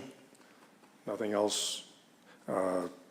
Declare that portion of the hearing closed, and still have open the portion of anyone who would like to speak in opposition of the position. Anyone like to speak in opposition of the petition? Seeing and hearing none, we'll close that portion of the public hearing. That closes this part of the public hearing. And does a sponsor, anyone have anything else to add? No, thank you. Okay, the public hearing then is now closed. Michelle, do you have anything to read? Do you want to read the planning report and recommendation? I can, yes. Thank you. Thank you. So this is the planning report and recommendation dated August 12th, 2026. I won't read it verbatim into the record. It's incorporated here and by reference into the record. Giving you some information about the petition that was, the zoning proposal that was made. You do have a copy of the memorandum. We didn't, the sponsor didn't read that in, but you do have a copy of that memorandum dated June 17, 2026 from the director of OSPCD. And you also had previously received, this board received probably, I think, a month or two ago, actually, I think you've received it in April or May, the copy of the inclusionary zoning feasibility analysis report that was being referenced here tonight. That was a bound study that you received. Giving you some information, which we talked about briefly during the meeting, about the current zoning ordinance and to date, which projects have been approved under the current ordinance. So here you see the breakdown where I came up with a number, the 99 affordable housing units that have been permitted under the current ordinance, giving you the address, number, total units, status, and also what zoning relief was needed. In terms of the proposed amendments, you've heard a couple of the highlights. Briefly, I'm going to mention a few others. You heard about the 3 new types of affordable housing projects. There'll be 3 new definitions, whereas previously there was only 1. Any project that had 8 or more units being created was considered an inclusionary development. And then, as the board's familiar with, you had some that were 100% affordable, some just provided the required minimum. Now there will be these 3 categories: the inclusionary project, which includes only the affordable housing units required by the provisions of the ordinance; 2, the mixed income project, which has fewer than 100% affordable housing units, but more than the minimum required of affordable housing units. And then you have the affordable projects, developments in which all units are affordable housing units. Applicability, the changes, one of the changes you heard about was to not include or to exclude assisted living units and nursing and convalescent homes. The other specific, which you have not seen any projects come in as assisted living or nursing or convalescent under this ordinance. You've seen them that predate the ordinance. However, you haven't seen any under the current ordinance.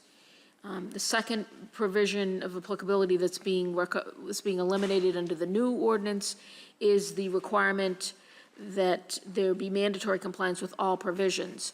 So currently, the ordinance contains a provision that expressly prohibits any variance of any provision. That is proposed to be eliminated. When we get to the recommendations, I will be recommending that that not be eliminated. With this provision no longer in place, an applicant could seek variances of any of the provisions. They could say, I'm not providing the 0.75 parking, I'm providing 0.65 parking. They could seek variances of the actual affordability, the 10%. They could say, I'm not providing 10%, I'm proposing to provide 9%. That would not be part of the special permit process. That would be going to the Board of Appeal for a variance. And state law was recently changed to make it more easy to grant variances. So the standard for granting variances changed significantly and substantively. So it is now easier to obtain a variance in the state in accordance with state law. So approval process, we heard it will now be an administrative review by the director of this department, Office of Strategic Planning Community Development. So it will know if this board is the special permit granting authority for the project, you will just receive the information that the project complies with the inclusionary zoning ordinance. That's what you do now. Anyway, you receive a statement from that department that everything is in compliance. So it's I guess it's a procedural difference. I think it's for this board, it will be the same. You probably won't notice a difference if you're still hearing the petition for a special permit under other provisions of the zoning. You just won't be hearing it under those provisions. So you'll still get the same information. Mandatory provision of affordable housing units, we've talked about that. It's being proposed to be reduced from 15% to 10%. That's the total number of units in the project. That's the number you base that on. It excludes the units allowed under the incentives. As I discussed and when I went through some of those scenarios with numbers, that reduction appears to be offset by the proposed density bonus incentive that's going to double it. So again, instead of having, for example, the 58 units, you'd have 60. So you're required to provide less in a 50-unit project, but then you're getting the density bonus, so it ends up being a 58-unit project under the current ordinance or a 60-unit project under the new. So it's very, very similar. The 10%, it's definitely changing the number, but with that density bonus, I think we're at almost the same number. So, well, I know we are based on the numbers. So That's the first incentive being changed, the density bonus. The new requirement is also that all additional units must be affordable housing units.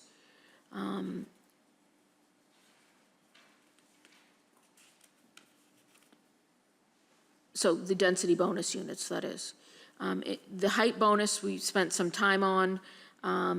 So if it's an affordable project, so if it is 100% affordable, all affordable housing units, there is the option to seek a special permit for one additional story beyond the number of stories allowed for the given residential use by special permit.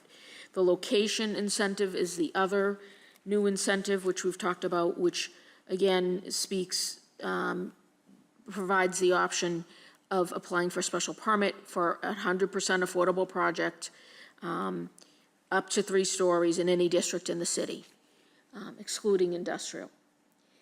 Up to 3 stories is already allowed in any district in the city except industrial and Residence A. So this provision, as written and as proposed, will only apply to Residence A. There is a proposal, I believe, it was in the, I think it was in the presentation, to change that language, so we'll just read in Residence A. But as written, it only applies to Residence A anyway, so. Parking adjustments we talked about. So again, based on the type of project, if only required affordable housing units are provided, it's 1 space per unit.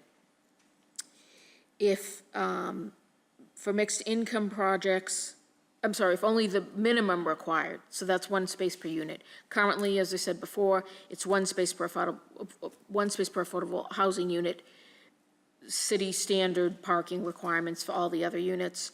This new mixed income project is 0.75 space per unit for all units, whether they're market rate or affordable, and then 100% affordable housing project is 0.75, so that's a reduction. Right now, an 100% affordable housing project would be 1 space per unit. Development standards, there are a couple technical differences here that are being proposed with the new ordinance. I would call them more administrative. In terms of alternative methods of compliance, currently the ordinance allows for off-site locations.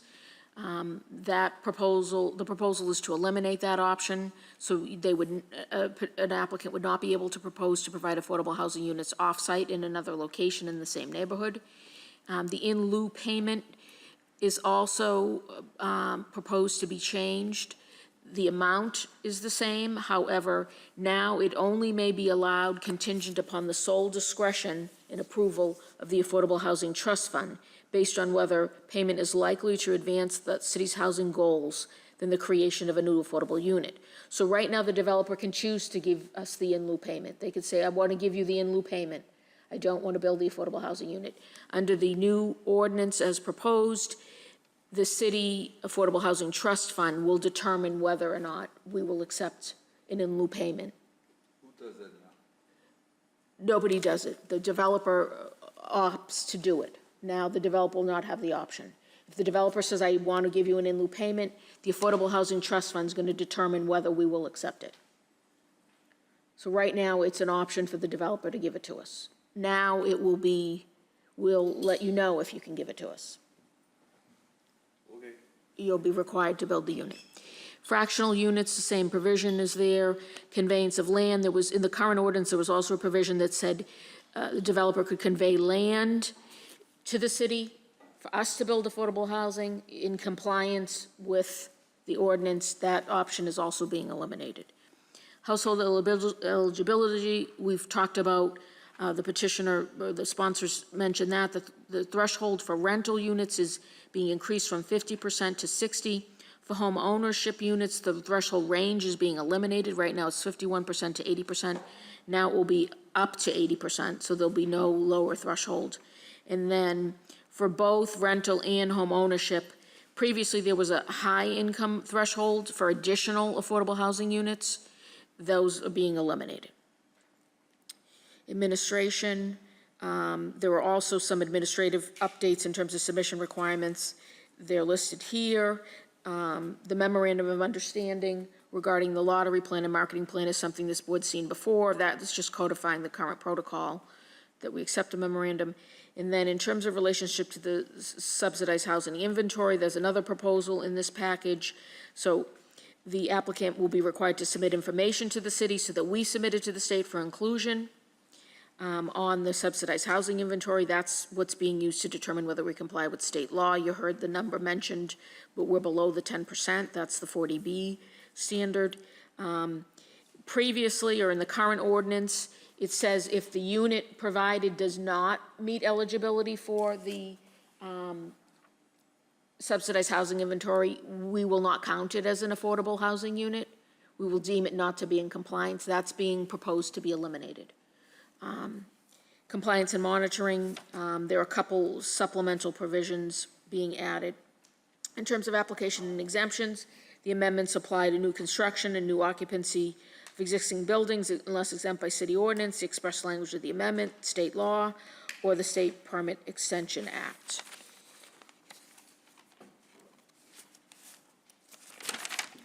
The effective date will be the city council's vote to ordain the amendments unless otherwise specified.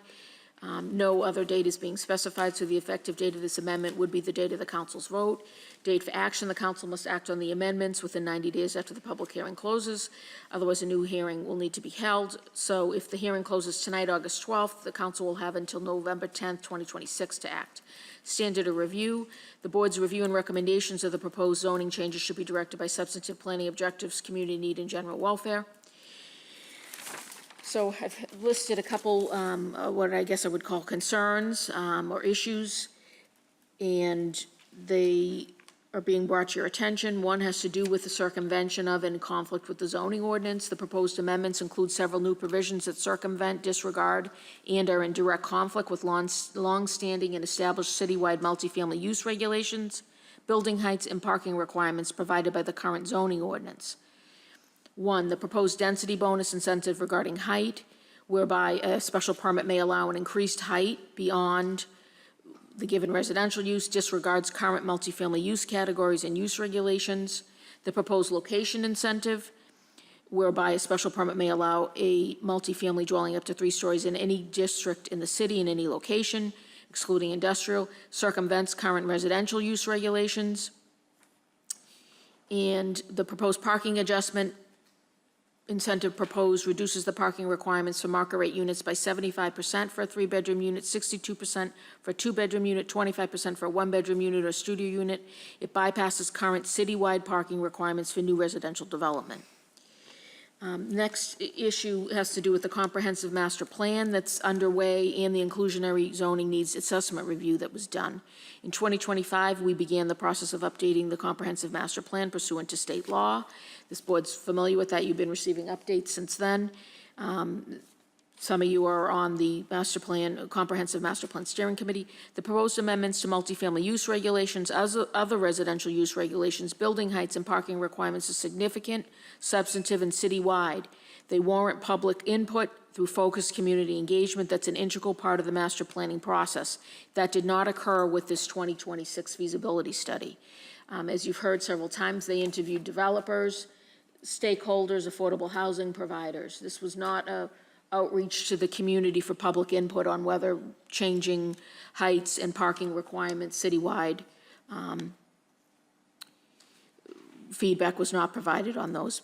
There was no community engagement on that part. The study is part of the needs assessment review required by the current ordinance. So the ordinance requires that the city undertakes this assessment not less than every 5 years. Upon completing the assessment, the city recommends to council any amendments and improves the means of affordable housing units. The ordinance was enacted in 2021. The study was undertaken within the 5-year timeframe in compliance with the ordinance. There is no timeframe for making recommendations or for acting on those recommendations. Do you want me to move ahead with the planning recommendation, or do you? Yes, Okay. please. So this is made prior to the public hearing. Recommendations that the planning board recommends to the city council approval of the amendments of section 12.12.300 as proposed, subject to the following revisions. 1, amend proposed section 12.300.c applicability by adding the following language. There shall be no variance of any of these provisions of this section 12.12.300. 2, delete in its entirety proposed section 12.300.f.1b, incentives density bonus regarding additional height. 3, delete in its entirety proposed section 12.12300f.2a, incentives location. And 4, amend section 12.300f.3, incentives parking adjustments, by deleting in its entirety the table of off-street parking and loading regulations and inserting in its place the following language. For any affordable housing unit, the minimum number of on-site parking spaces shall be 1 parking space per unit.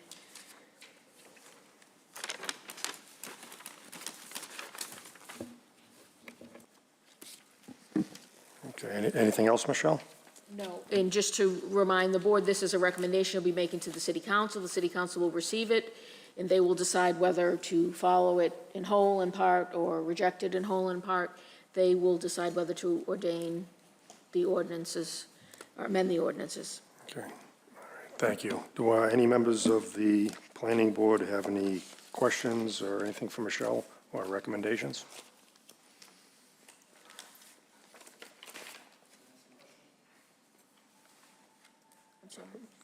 Councilor O'Malley would like to ask a question. Yes, hold on. Just want to finish off with the board first. So the board, no members? Oh, wait, Eric Henry has a question? I yield. You yield, okay. All right, let me see, Councilor O'Malley. Thank you. I was listening online, and Councilor Linehan said something that I found, interesting. She had highlighted that it seems that some of the issues that we're facing are actually related to the height limit of buildings and parking. And so I am just wondering, and I'm not opposed, and I am in favor of some of the incentives that are being proposed, but I'm concerned about the reduction in the affordability. And I'm almost wondering if it maybe makes more sense to address the root causes of the challenges, which might be the height and parking, rather than going straight for the affordability first. So that's just like a general thing. I wanted to make sure I gave Councilor Linehan the credit when it comes to that. Especially because it's like, as you've indicated, like the market right now is particularly crazy, with inflation, tariffs, BABA, I think Build America, Buy America is a big part of it. So I'm just generally concerned about the affordability thing. You don't have to necessarily comment if you don't want to. I think you can. I guess I'll lay the rest of it out. So yeah, if you could address that, and then I have a couple of specific questions that I can get to after you generally respond. It's up to the board, yeah. I mean, I would be limited, but Yep. join late, so. Okay, you can respond to Councilor O'Malley's questions. Thank you, Chair. We are concerned about all of it and how the way that it all fits together. Based on the analysis we got and the conversations we had with the consultant, changing just one element would not be enough. And even doing all of these things still makes it possible, but still makes it a very narrow chance to build the affordable housing. Our team we love building affordable housing. We get a lot of calls every week we have the Office of Housing Stability, but even in OSPCD, we get calls from folks who need affordable housing every week, if not every day. So the proposal we're putting in front of you is our best thought on how we achieve the goal of building more affordable housing. It may initially seem counterintuitive to take an affordability threshold requirement from 15 to 10% and say, well, okay, you're building less affordable housing. But based on our expertise and the expertise of the consultants, we think that this will result in more affordable housing because the 15% is too high a threshold to bear.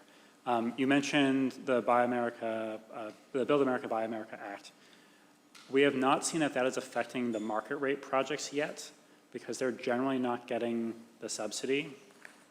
So if someone is required to build that 10% of units and they're not an affordable housing developer, they're just a market rate developer, they will probably not have BABA issues.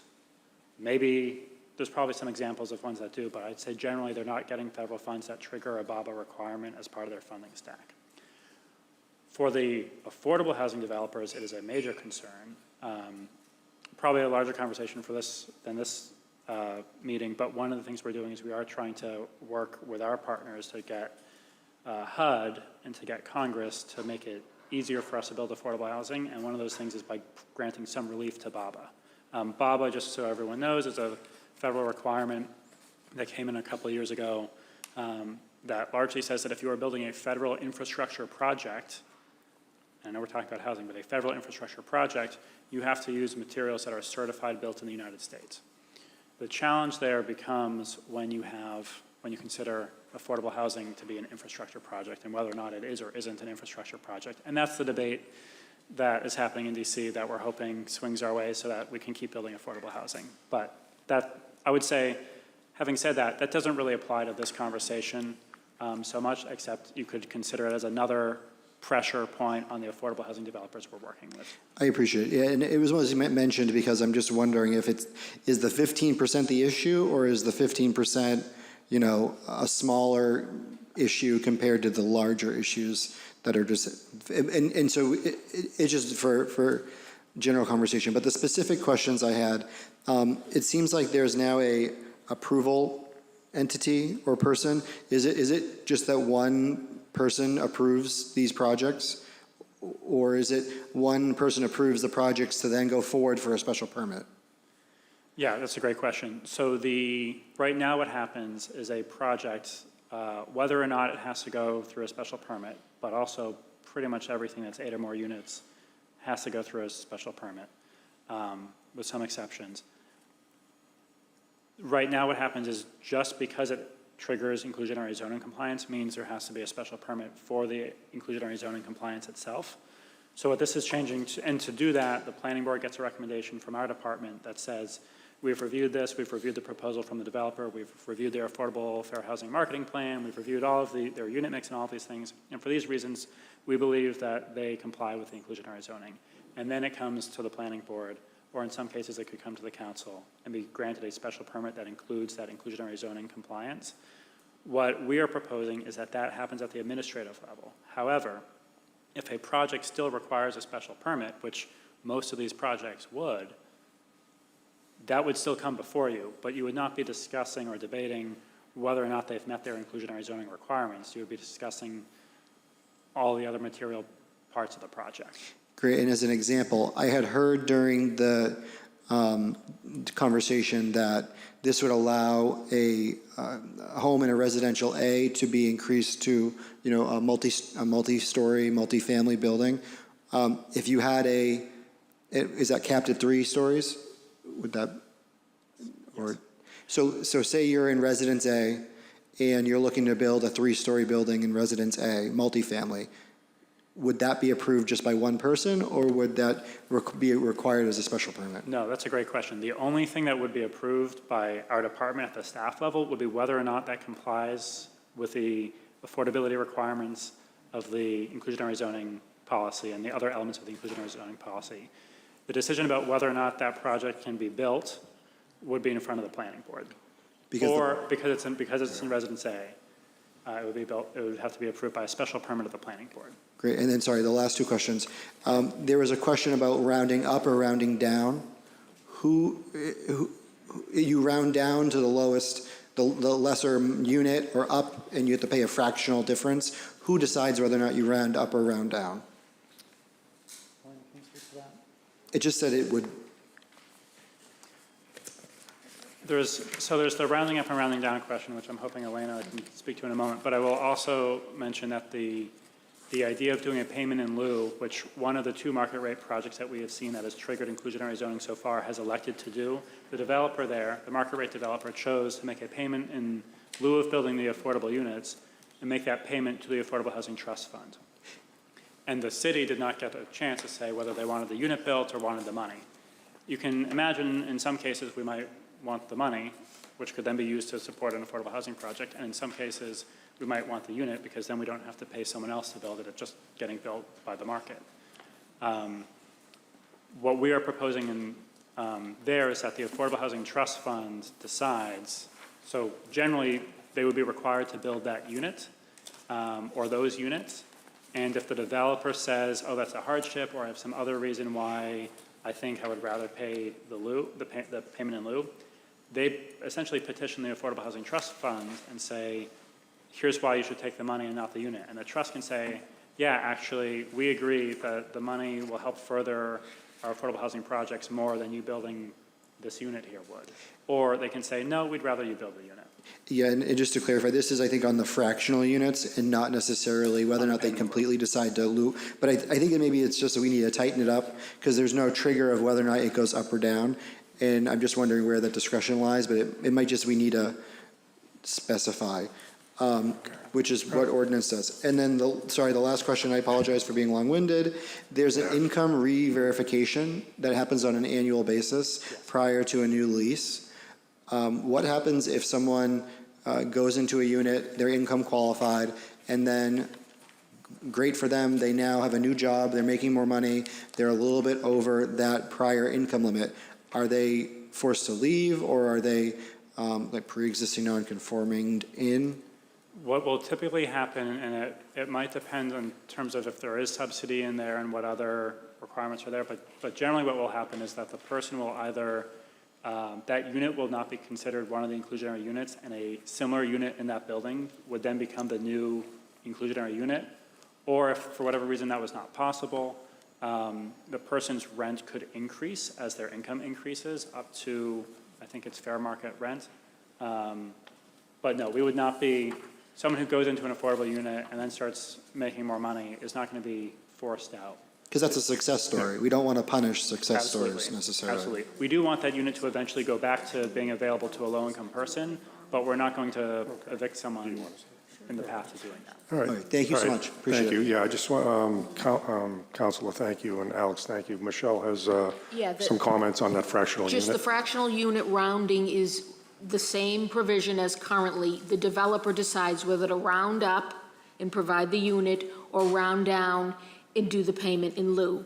The question is, will then the Affordable Housing Trust be able to say, we don't want to accept the fractional payment in lieu? That would be where the discretion comes in. But right now, it's a developer's option, and it's still proposed to be the developer's option. For the fractional unit, For the fractional That's unit. correct. Yeah. but not for the, yes. Okay, thank you very much.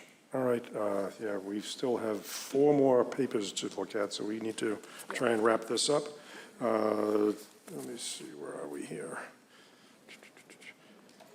All right, so we're down here, right? Right. So, all right, so if we've heard everything, public hearing's closed, we've heard from counselors, from planner. Does anybody on the planning board have a motion?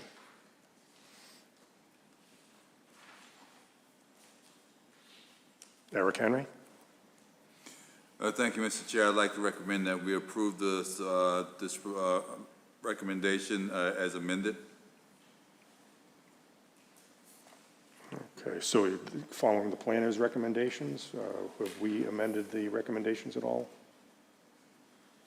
I don't believe you had. So you're saying to recommend the approval that was As presented? written, yes. So it's approval with the additional revisions? Exactly. Okay, thank you. Do we have a second? So this would be a recommendation to the city council? Yes, a recommendation to the city council based on the planner's recommendations. Do we have a second to Eric's motion?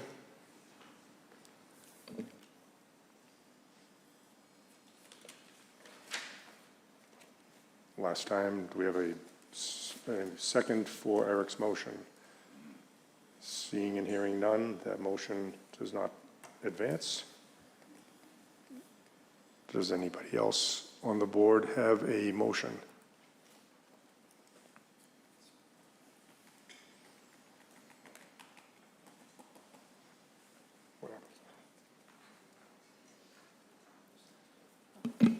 The board has 21 days from the close of the hearing to make its recommendation, so I'm not sure if that is the direction you're moving in.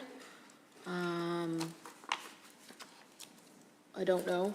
No one said anything, so if anybody, you know, if you don't make a recommendation, let me just get to this, hold on.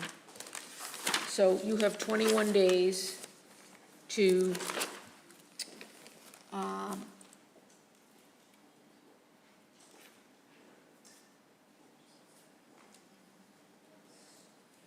okay, so you have 21 days after the hearing to make the recommendation. If you don't make a recommendation,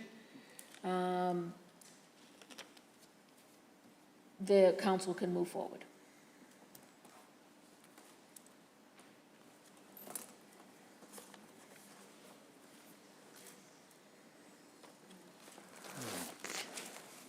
Thank you, Michelle. Pat? Thank you. Yeah, I just think there's somewhere in the middle. You know, I don't necessarily disagree with everything that you're saying, but like, I think parking is an issue. But I don't know that striking it entirely is sort of the way to approach it. I think there's got to be something in the middle.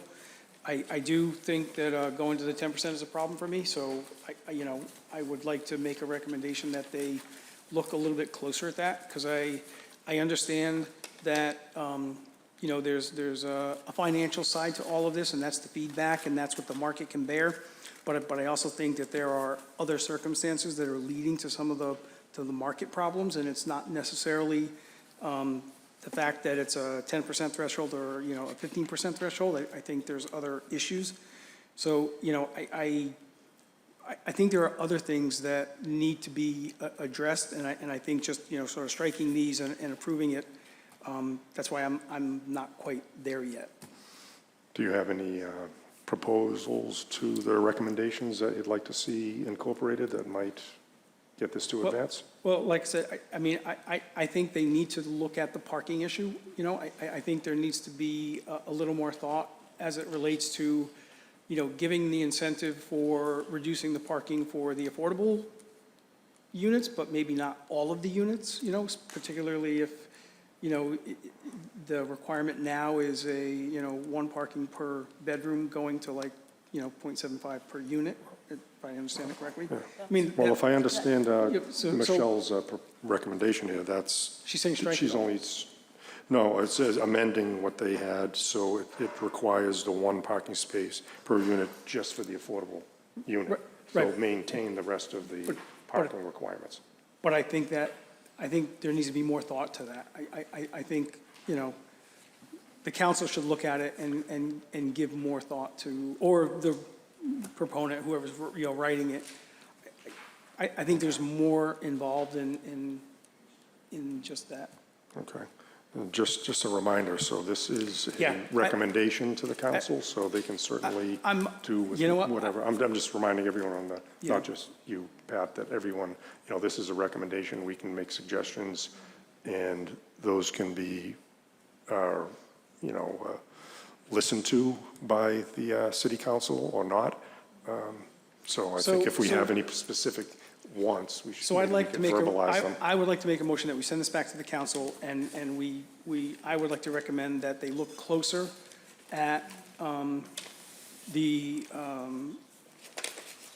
Residence A, you know, sort of a blanket, adding the additional story in Residence A. I think that needs to be looked at. There may be some tightening up there.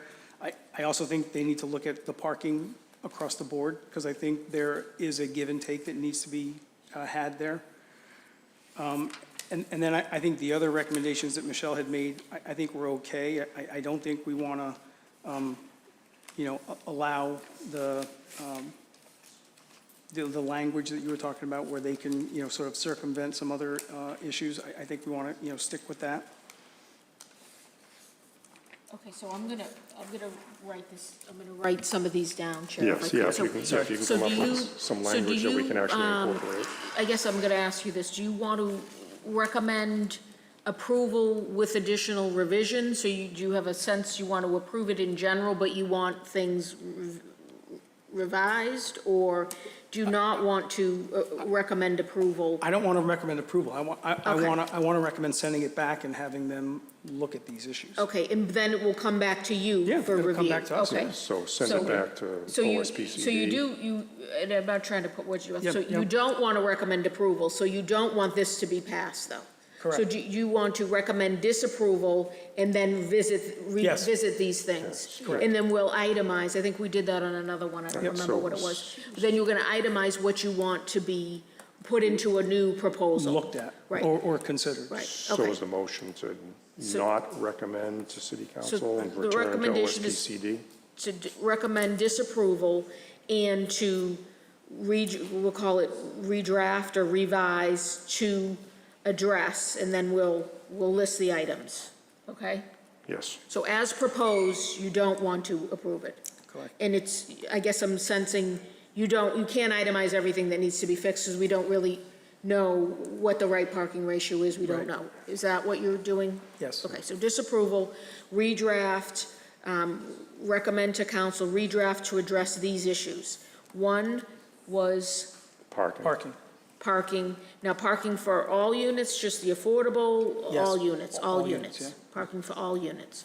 Two was, what'd you say about What about residence the A? The, Residence A, the Residence A. the blanket approval in Residence A, it should be more of a, like a The special. residence A, the incentive. Incentives for residents. Okay, yeah. incentives for residence A, and what was the third?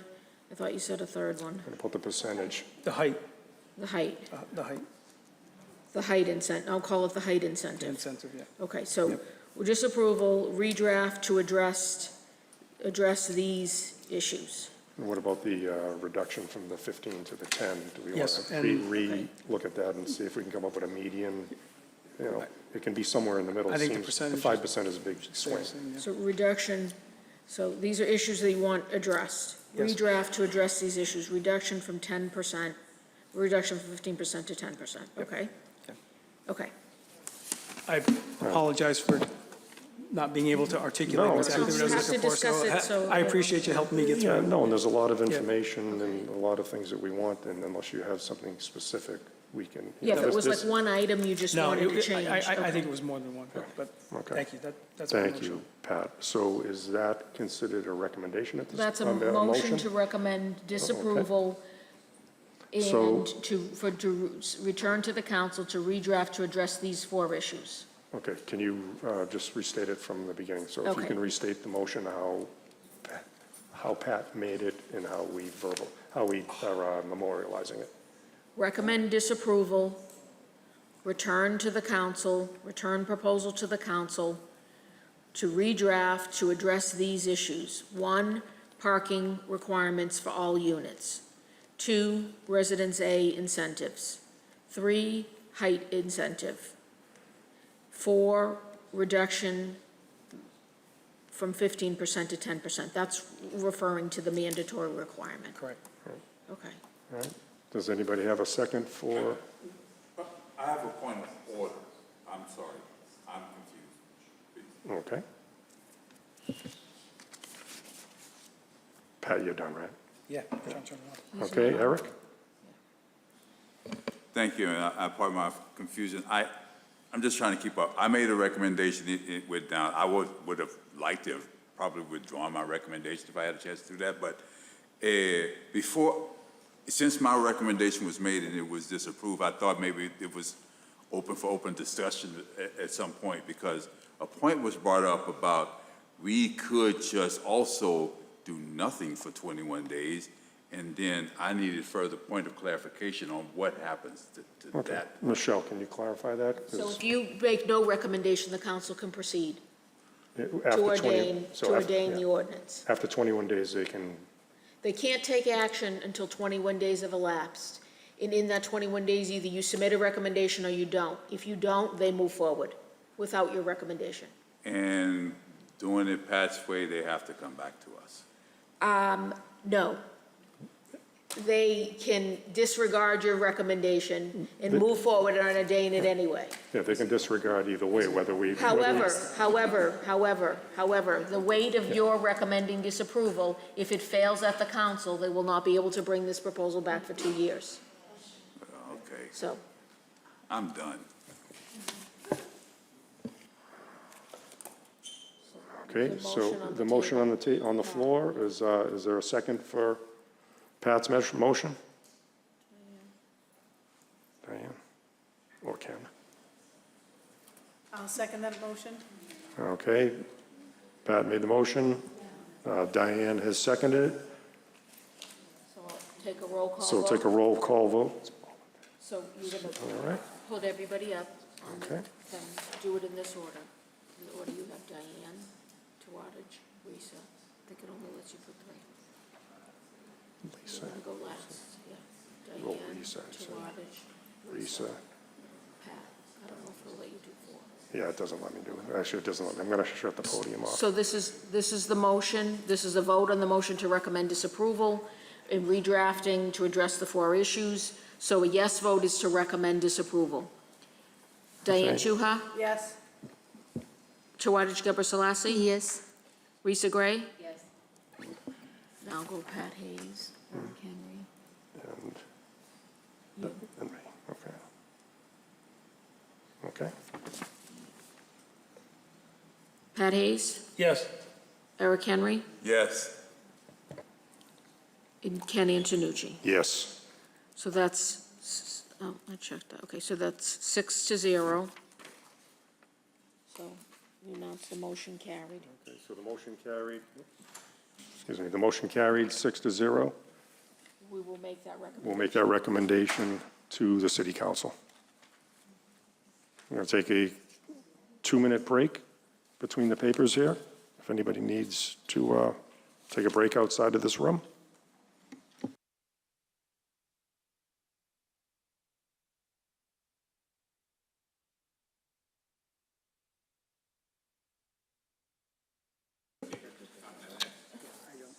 One second here. The next paper we're going to be reading is City Council Paper 327.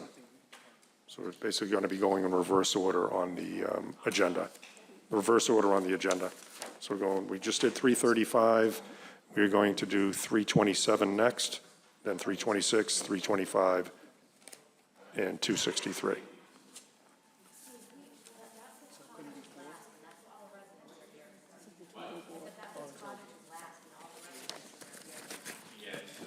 Oh, what is it? Cottage. You want to do that one, you want Yeah. to do that one next? Yep, if we can, yeah, we can do that. Out of respect for everyone in the audience, so they can go home and get some sleep.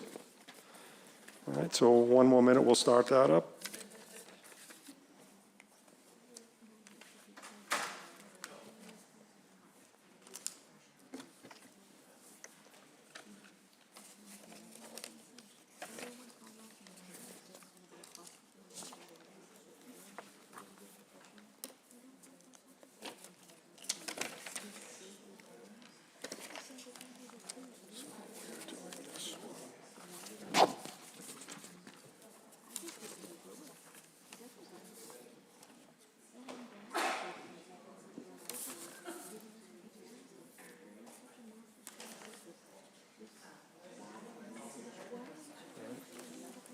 Was it? Yeah. Yep.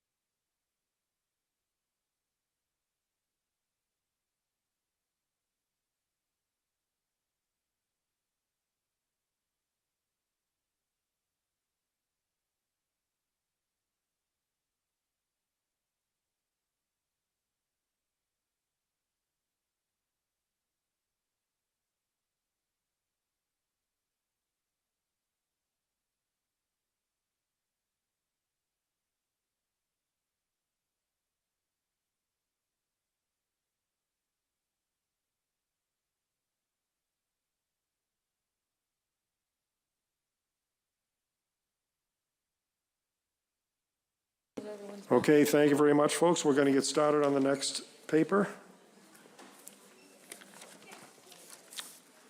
We are going to proceed with City Council Paper 263.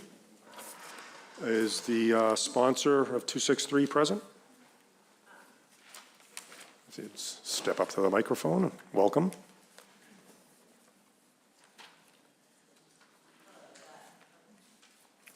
Wait a second. Thank you. So the sponsor of this paper is Councilor Michelle Wong, and she could not be here this evening, so she did write something for me to read into the record and to all of you. Okay, and just for the record. I am Councilor Taylor, Thank you. 19 Walcott Street. Thank you very much. So I'm going to read it verbatim.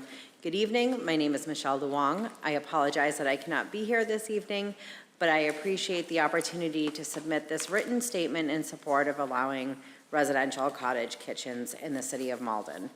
I am a sponsor of this proposed ordinance. In developing this proposal, I researched Massachusetts law and reviewed how other municipalities have successfully implemented similar regulations to support entrepreneurship while protecting residential neighborhoods.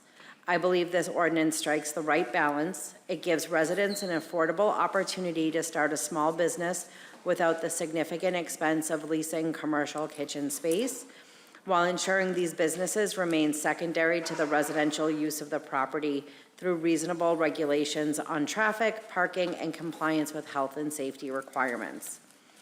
Residential cottage kitchens can create opportunities for working families, retirees, immigrants, veterans, and aspiring entrepreneurs. They provide a pathway for residents to grow a business that may one day become a storefront here in Malden, contributing to our local economy and strengthening our small business community. I believe residential cottage kitchens are a low-impact home occupation that can coexist with residential neighborhoods when properly regulated. I respectfully ask for your favorable recommendation and your support in creating new opportunities for Malden residents while preserving the character of our neighborhoods. Thank you for your time and consideration. Thank you, Counselor. And if there are, Yeah, would you want to submit that to Michelle so she has that for the record? Thank you. Okay, does any, Does this have a date? Could I just have does this have a date on the, when was this written? Do you know?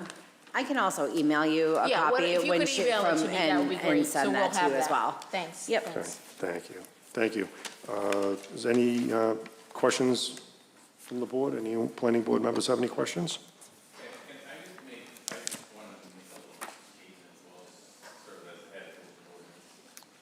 Okay, would you like, all right, so we usually go through the planning and then, but you can speak. There's a lot of context, so I just want to make a quick statement so that as we're talking about it, I just wanted to make a few points clear. Sure, go ahead. Okay, yeah, so this paper, we actually did have pretty extensive discussions with Rules and Ordinance and our Economic Development Committee, and we actually then formed a subcommittee to discuss this further. So this is a complex issue in terms that it requires sort of 3 levels of action. There's some changes to zoning that are being discussed tonight. We realized also the Board of Health is a critical element to allow this because one of the impediments to residential kitchens is our Board of Health regulations actually don't acknowledge this right now and that. And the third element is there's some elements of our solid waste regulations, or ordinances that came up as a conversation. If we allow residential kitchens, how is that regulated under our solid waste ordinance, like our blue bag programs and stuff like that? So there's actually to go ahead and there's a package of things that has to happen. So one part of it is zoning, so that's why it's coming for this public hearing. But there will need to be additional things. The Board of Health will have to move ahead before a residential kitchen can officially open up and be permitted. And that the Board of Health will have to, they were not meeting over the summer, so they would have to take some action before November 10th or whatever. And then the council has some tidying up to do related to if residential kitchens get enacted in zoning and approved by the Board of Health, we will do some things related to how the waste is handled. So I just give that broader context. So we had to sort through a lot of that, like how do we get this to happen? And, sort of there's 3 different actions, some which involve the planning board, some which involve the Board of Health, and some which just involve the council. Just giving you that context. So that's all. I just wanted to make that clear as to what we're talking about now is just the zoning, but there's other elements to this to make this happen. Thank you. Okay, thank you, Counselor. Okay, does anybody on the planning board have any questions of the sponsor? Anybody have any questions on the presentation? Diane? I'm so sorry, I must have dozed off. I apologize, because I didn't get what you said. Could you just, I'm very sorry. Could you just tell me what you're doing again? You want to have kitchens, you want people to make food in their own Yes. kitchen So and then there- sell it to consumers? So just give me an overview. I'm so Okay, sorry. so I wasn't. there is I a, didn't know that was Massachusetts has a retail residential kitchens, which is also known as a cottage food operation. So what this is it's a way to start up small businesses. There are restrictions on what you can cook. It can't be meat. It has to be non-perishable items. You can make jam, you can make cupcakes, anything that's non-perishable, and you can sell it at farmers markets. It's a way to provide equity in starting up businesses and really get the business community going. It's small items. We're not looking at having a commercial kitchen in residence. It's like a modified mini version of that. But they don't have 2 separate kitchens, or will they have They do not two? have, no, they do have to be inspected. We did, in researching this, I did reach out to several communities that have this, and I spoke with, Melrose said they have more than 10 licenses, less than 20, and they've never received a complaint. So like Councilor Winslow said, there are some items that we're going to have to work out to streamline it. Anytime we do something that's new and introduce it, there's always going to be bumps and things that we need to figure out. But generally, in communities that have these residential cottage kitchens, they go very well, and they just help build economic development and help create more of a small business community. So if I have a garden in my backyard, I can sell the food? No. Okay. If I make a Well, peanut yes, butter and if jelly you- sandwich, I can sell it to my neighbors? Like, I'm just trying to get the grasp of what they're doing. I don't get it. I'm sorry. I don't know if So it's just if me. you baked, It's if late. you made jam and you wanted to sell it at the farmer's market, so I had a conversation with the folks who run the farmer's market today, and they said that they generally have people apply that make jam or cupcakes or, non-perishable items, cookies, things like that, that would want to sell it at the farmer's market. But they have to deny them because they don't have the permit, right? okay, So well, this that is makes providing sense. that permit so that they can do that baking in their house. And, but there are restrictions on it. Okay, so that makes more sense. Because I missed the part about them giving it to a farmer's market. Well, a farmer's market, you could call and they could deliver it to you. Like, if there's a lot of people who do exquisite cakes. I have a cousin who does that. She lives in New Hampshire. She has a cottage kitchen license, and she's able to do that and sell her cakes. So that's, a business model that it could be. It has to go direct to consumer. So either a farmer's market or like a delivery type of option. Okay, so okay. So if your cousin is selling cakes, I can go and knock on her door and buy one? No, you would order it online. Oh, okay. It's a business, it's not. Because I'm thinking traffic coming through, things like that. Yeah, you're not, Like, I don't want- people are not just. Okay, so, yeah, Oh, it is, so pickup is allowed? Well, and we did thoroughly discuss pickup in several of the meetings where we said that is something we were willing to forego for delivery only. Although if we're regulating pickups, I do think it's worth looking at regulating the buy nothing site because people travel the city picking up for that too. Just as, Okay. But we could.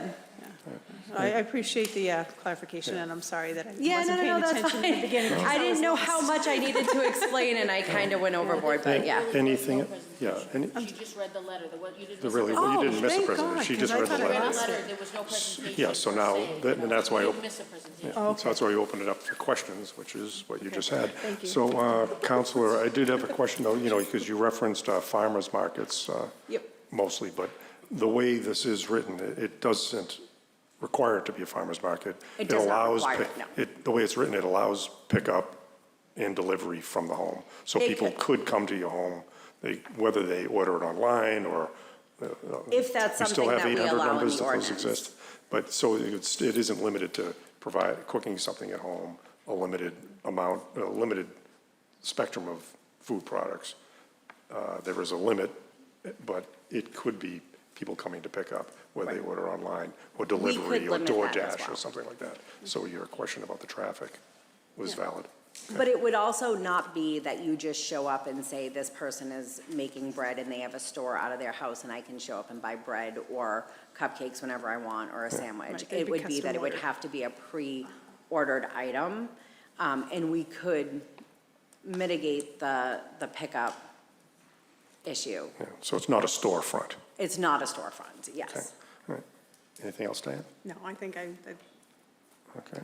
And does anybody else have any questions? I'll turn you on. Eric? Sorry, Eric, and then Pat. Thank you, Mr. Chair. I was just one question, two parts, I suppose. What communities, do you have any idea what communities we're trying to emulate with this?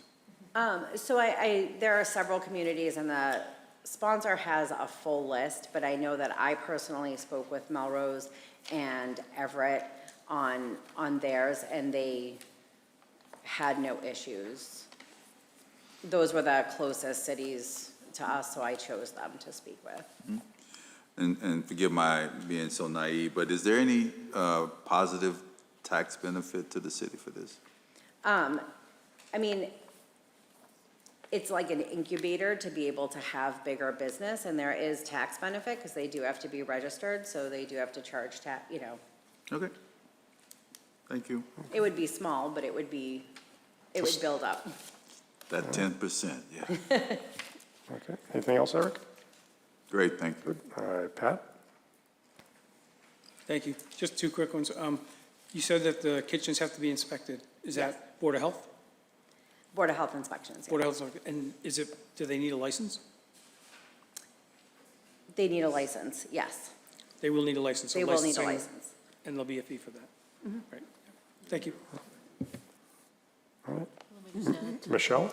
Yeah, just to clarify, so there aren't any Board of Health regs on right now, and it would be a health inspector that would be responsible, and Nelson Miller's here, the building commissioner, the health inspectors are under his jurisdiction. So Board of Health is going to set up regs, but it's going to be the health inspector through inspectional services that would be required to do the inspections.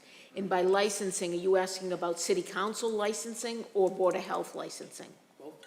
Okay, because at this point, there's no proposal for a city council license. There would be required licenses by Board of Health. We expect, again, they don't have any regulations proposed yet. So right now, they would be regulated under existing Board of Health regs. So they would need licensing for food establishment, grease traps, grease removal, as if it were a regular food establishment. They don't have separate regs yet for this. All right. Thank you, Michelle. Risa? Thank you, Mr. Chair. Would there be a published list of what food items would be allowed? Yes, there actually is a great guideline. Massachusetts has a really extensive guideline for this online, which I would hope that we would follow. Thank you. Thank you, Risa. Anybody else have any questions on the board? No. Is it Councilor Linehan? 1 second. Thank you to the chair. I just wanted to answer the question. I was able to pull up the list that Councilor Luong had originally, the municipalities that she had originally met with and spoken to and compared that have cottage kitchens already in our area. Just to answer that question, that was presented to Councilor Taylor. So these are the municipalities in our area that have cottage kitchens that meet the state standards and licensed through their local Board of Health. It's Revere, Medford, Melrose, Everett, Somerville, and Saugus. So those are the ones that we met with. This originally came through a constituent of mine to Councilor Long and myself, and then obviously grew quite a bit from there. So just wanted to answer that question. I don't have anything else. Okay, thank you. Anything else from any members of the council? Councilor Winslow?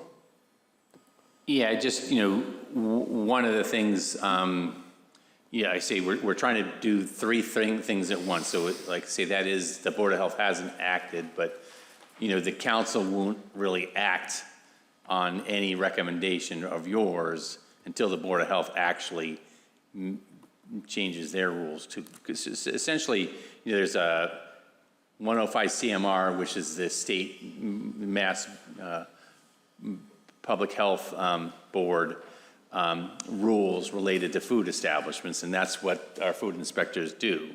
And they have specifically defined these residential kitchen cottage uses, so that's under their rules. So essentially, a Board of Health hasn't adopted that. And so they would have to make modifications to our health standards so that it'll be conforming with that. And then there's very specific guidelines how, what foods fall under this, residential kitchen, as well as how they will handle sanitation and stuff like that. So there's very specific state guidance. There's a lot of thought. So we just, as a city, haven't implemented that. So that's only the city council doesn't have authority for that. The Board of Health does. So that's kind of the dilemma here. That what we have to do is, this would be a home use, and so we have to change the zoning related to that. That's really what's here tonight, is to say this could be a paper to allow this as a use that you can, home occupation. So that's really what this is about. So the recommendations is whether this would be allowed as a home occupation. The Board of Health, we would really wait as a council until the Board of Health actually adopts the state regulations and sets up a licensing procedure and that. So that's a couple things have to happen. So that's just trying to, chicken and egg type of thing. But the Board of Health, can't, nobody can really technically operate as a residential kitchen in Malden until the Board of Health takes its steps, because that doesn't fall under the authority of the city council. So just to be clear, this is really about allowing this as a home occupation and trying to manage that.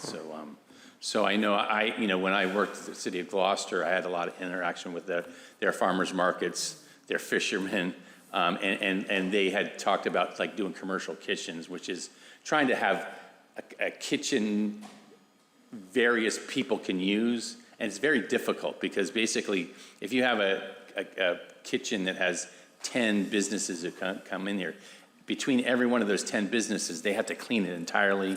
It's not very easy to do, and it's very expensive to do. So there's not a lot of those type of kitchens that, or setting one up in Malden is not easy to do. So what the state Board of Health has done is to make these low-risk things like baked goods and other type of things. They've made these special rules. It's not like oysters or something like that, or dairy or meats. So they really try to limit it to low-risk foods, kitchens, and there are some standards. So that's just it is. You can hear a lot of communities are doing it. It is a way for someone to start a business, and maybe they'll end up being so successful they'll open up a bakery or something like that. But it is sort of an interim step. I mean, I know if any of you who have a business, the hard thing is paying that rent every month. So the fact that you could use your kitchen at home and follow that to start your business is one way people are trying. So that's I just say we know the Board of Health has to take an action in addition to making a residential kitchen a home occupation. So that's just want to explain that there's several things going on, and the council won't move ahead unless the Board of Health moves ahead. Okay, thank you. It's a timing thing. Thank you, Greg. All right, thank you, Councilor Winslow. If there's no other questions from council members or the board, I'd like to open up the public hearing.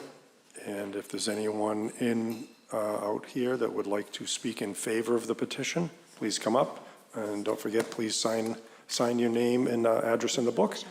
And please, you can bend that microphone down so it's closer to you as well. Thank you.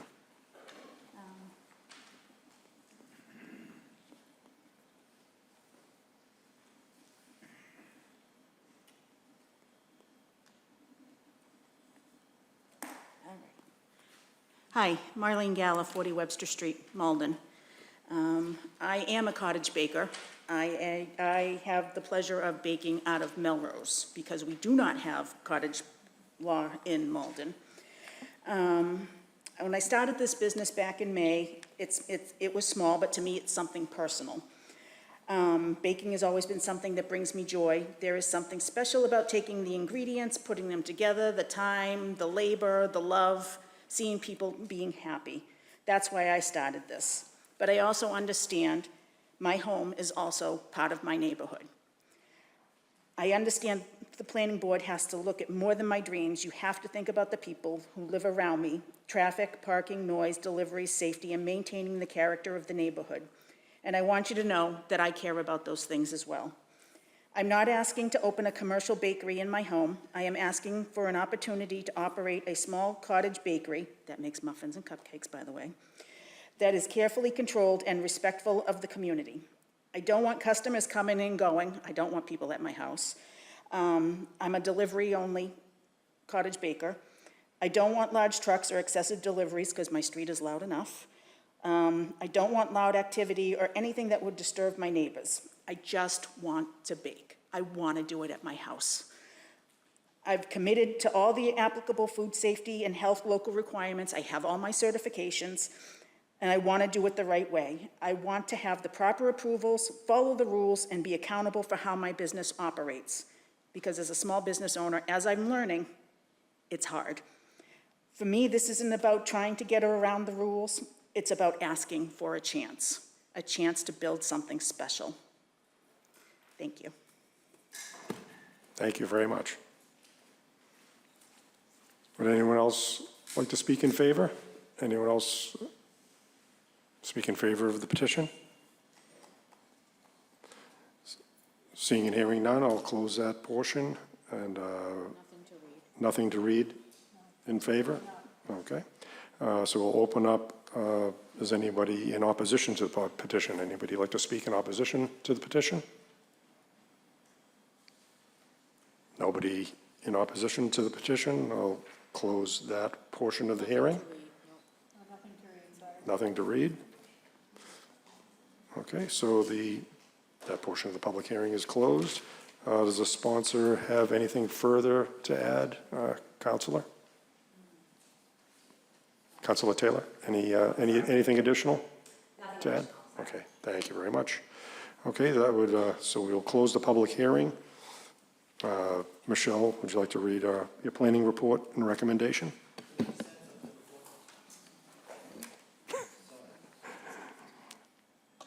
Yes, hold on, Michelle. Councilor O'Malley. Yeah, I just thought I'd add something that maybe people from in the public as well as the members might have heard of.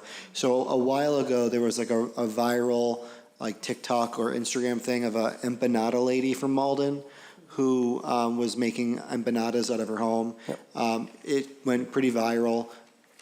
She had to get shut down because of the fact that it's not allowed. I believe she's now located at Town Line. Yeah, and it's Jan's Kitchen. So like, I think that's kind of like an example of like, you know, what could you potentially build? I just wanted to put it out there. Thank you. Okay, thank you. Okay, back to you, Michelle. Okay, so I'm reading from the planning report and recommendation dated August 12, 2026. I won't read it verbatim into the record. It's incorporated here and by reference into the record. You've heard about the proposed amendments. This is to permit as a permitted home occupation what will be called retail residential kitchen cottage food operation. I will note in the proposal there will be no retail or wholesale transactions made on the premises as proposed, except prearranged pickups. So pickup is being proposed in this amendment. They're also proposing the two definitions. I'll let you read those. One for retail residential residential kitchen cottage food operation, another for cottage food products.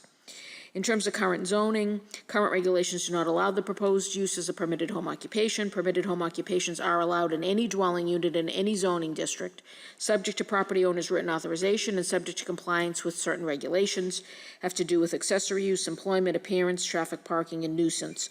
Won't read those, but they're here. These are quoted from the ordinance, section 1228.030.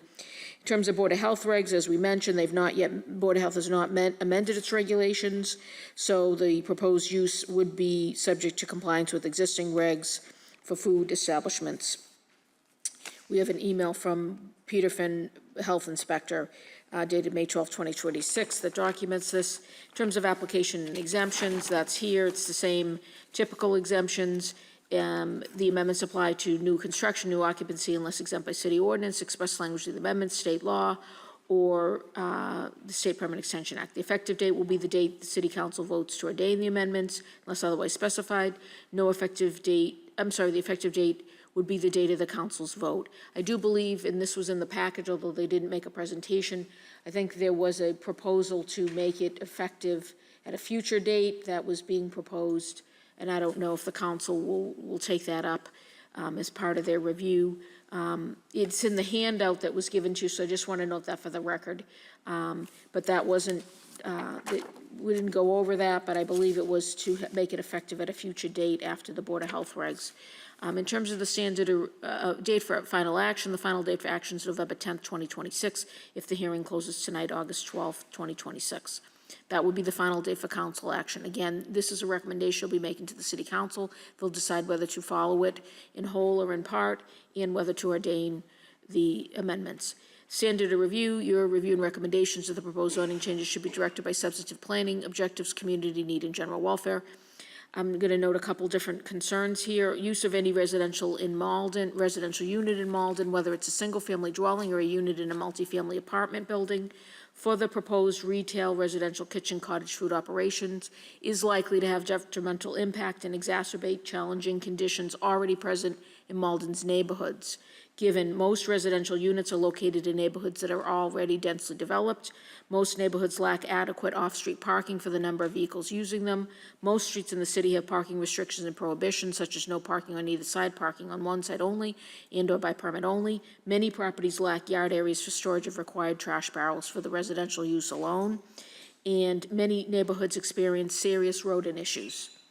Building Commissioner Nelson Miller, who's here if you have any questions, states following concerns with regard to cottage kitchens in the city of Malden in his email dated August 10th, 2026.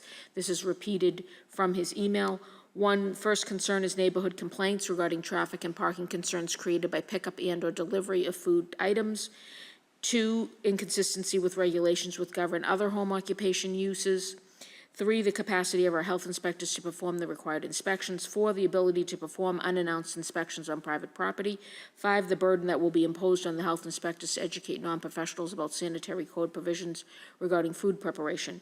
He further notes, currently we have one health inspector who handles all food inspections. He performs approximately 500 inspections per year, mandated by the type of food that is prepared and sold. And finally, to assist any individuals interested in operating and growing this kind of small business, it's recommended that city resources be used to facilitate their use of the numerous vacant storefronts throughout the city and to partner with property owners to open shared-use commissary commercial kitchens like Stock Pot Malden. And one thing I just want to note, with reference to Commissioner Miller's comment about inconsistency with regulations which govern other home occupation uses, again, specifically this proposed home occupation is proposed to allow prearranged pickups. And do you want the planning recommendation? Yes, please. So this is prepared prior to the public hearing, and the recommendations that the planning board recommend to the city council disapproval of the proposed amendments. Okay, thank you, Michelle. Does anybody have on the planning, any board members have any questions for Michelle? Okay. Risa? Thanks, Mr. Chair. This might be a question more for Nelson. So can the city not require the cottage kitchen participants to require food safety certifications?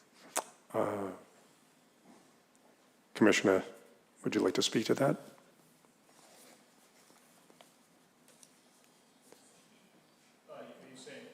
There's a So, concern sorry. about, So Commissioner Miller?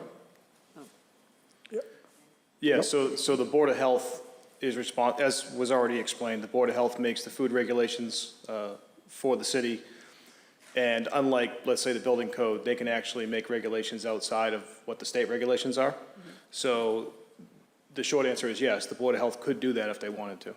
They can make any regulation that they really want when it comes to food service.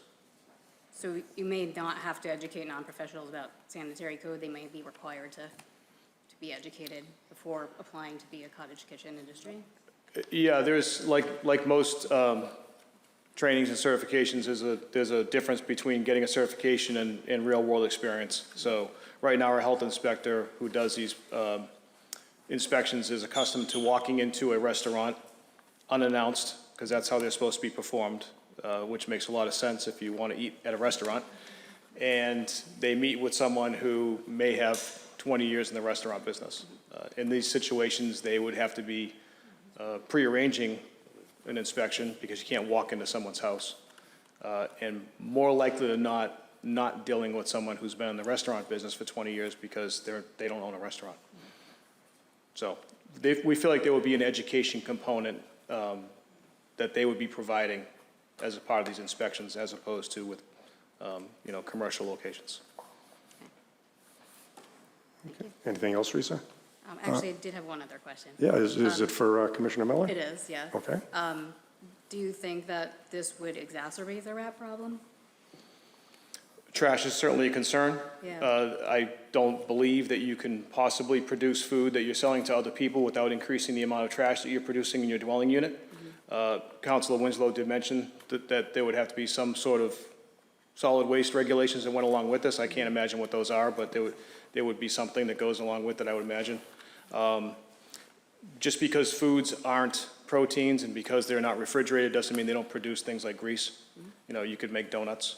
So there are concerns about some of the items that are produced and what the waste looks like from those.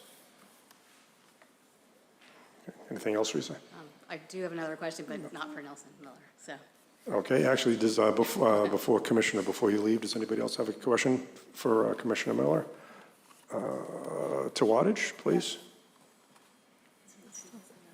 Yeah, to wattage and then Diane. Thank you.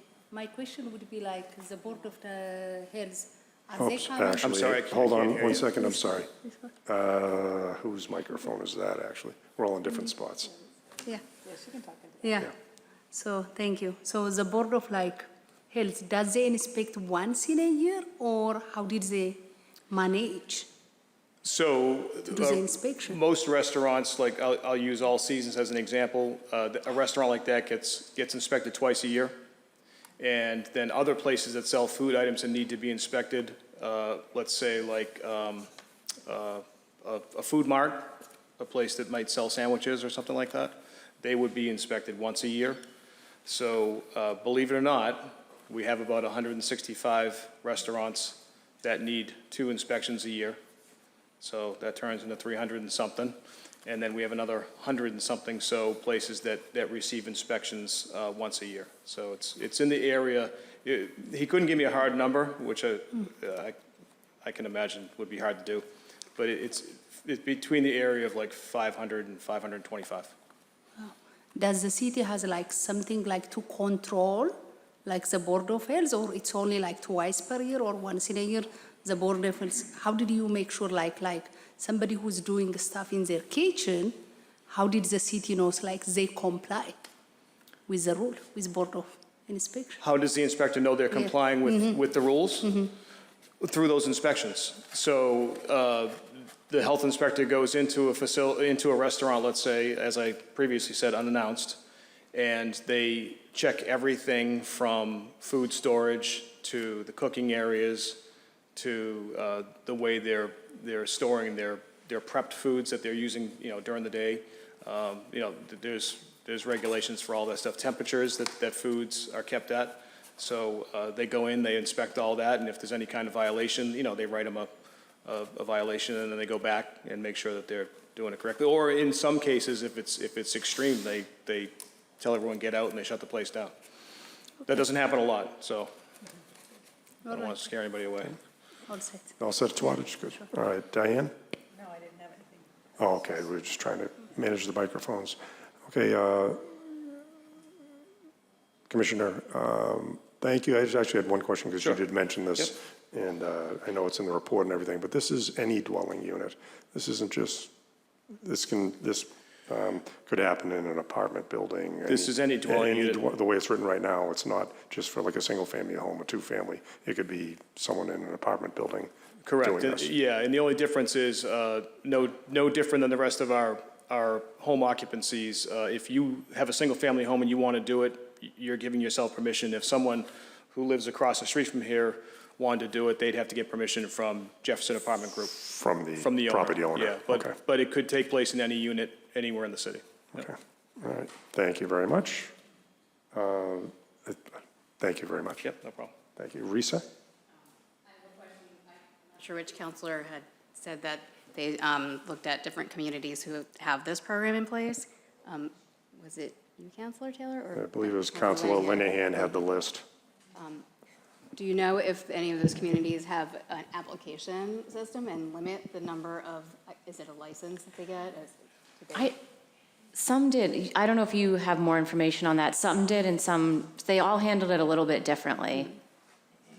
We did talk about that in discussion. Oops, Yeah. actually, if you could come back up to the microphone. Have Zach come up and discuss that a little bit further.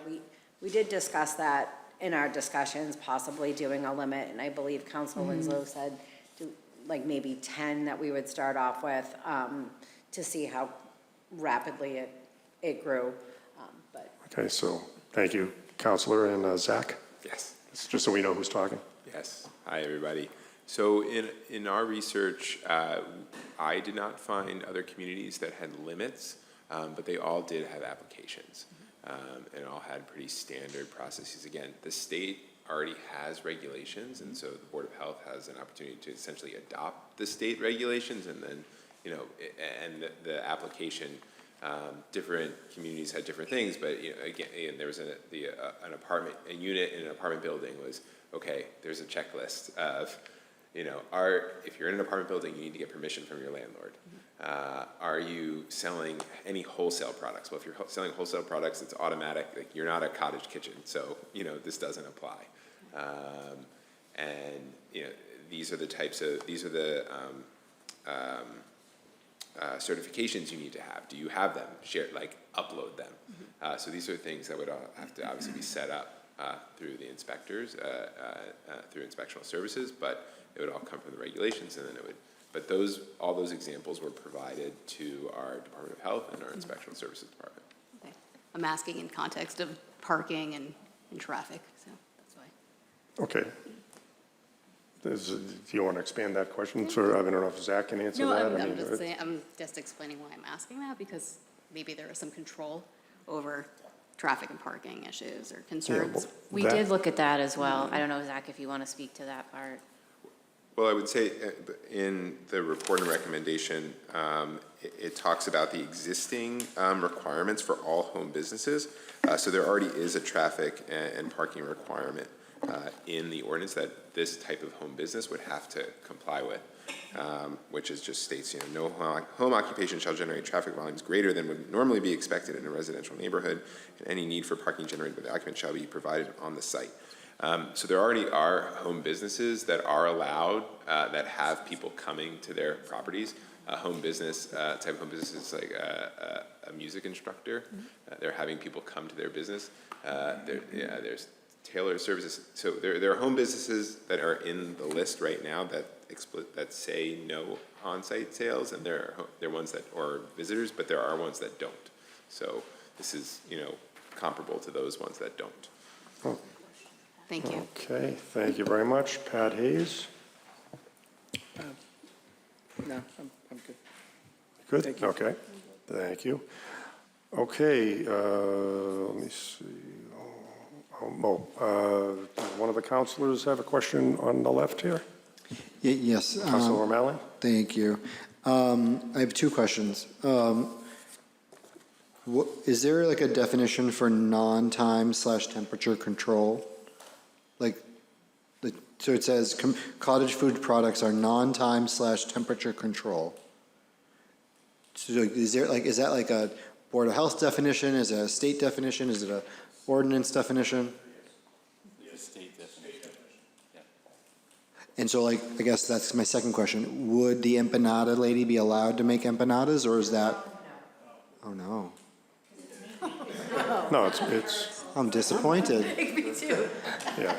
It's, Non-perishable items, so things that are like meat. okay, folks, I'm sorry, if anybody needs to speak or respond, you need to come up to the microphone so we can get recorded. What I'm told is it has to be non-perishable. Non-perishable, yes, so all of us that are hungry right now, we can't have an empanada. And that's state law that says that? Yes. Okay, thanks. All right, thank you very much. Okay, no more questions for anybody, so is there a motion? Anybody have a motion on the board?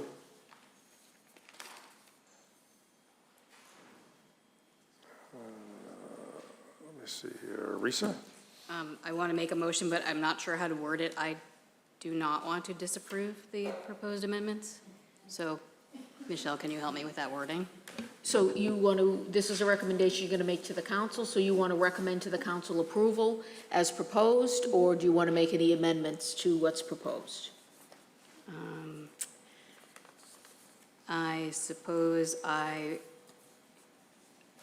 would like to make sure that maybe they do a trial with a limited licenses or something along those lines. You know, we don't want to, I assume we don't want to just grant anybody who wants a cottage kitchen the opportunity to without a test run. Okay, so a test run for the person, or are you talking about a limited number for the of program. applicants? Yes. So, I'm sorry, like a pilot program, Yes. or? Something like a pilot program. And assuming that the Board of Health is on board with the, Yeah, we don't have their regs, so I don't Right. know if you want to add that Board of Health regs. Yeah, I think you need to add that Yeah. it's It sounds like they're- post-creation of a Board of Health Yeah. regulation, because as of right now, there are no regulations whatsoever. So I think that's what the big issue with getting our recommendation to approve to the city council is there's really no rules yet. So it's almost like the cart before the horse right now. So approval, recommend approval with conditions. 1, a pilot program be established. 2,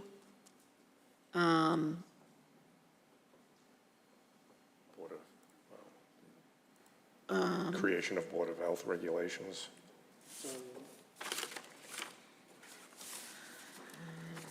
do you want to set, I mean, they already have did mention that already. Board of Health regs. Creation of Board of Health regulations. I mean, or Board of Health regs must be in place, maybe. I mean, Yeah. you wouldn't want this to move forward without them? Board Is of Health that what the amendment key is? regulation, amendment of regulations. Okay, Board of Health regs for this use must be in place.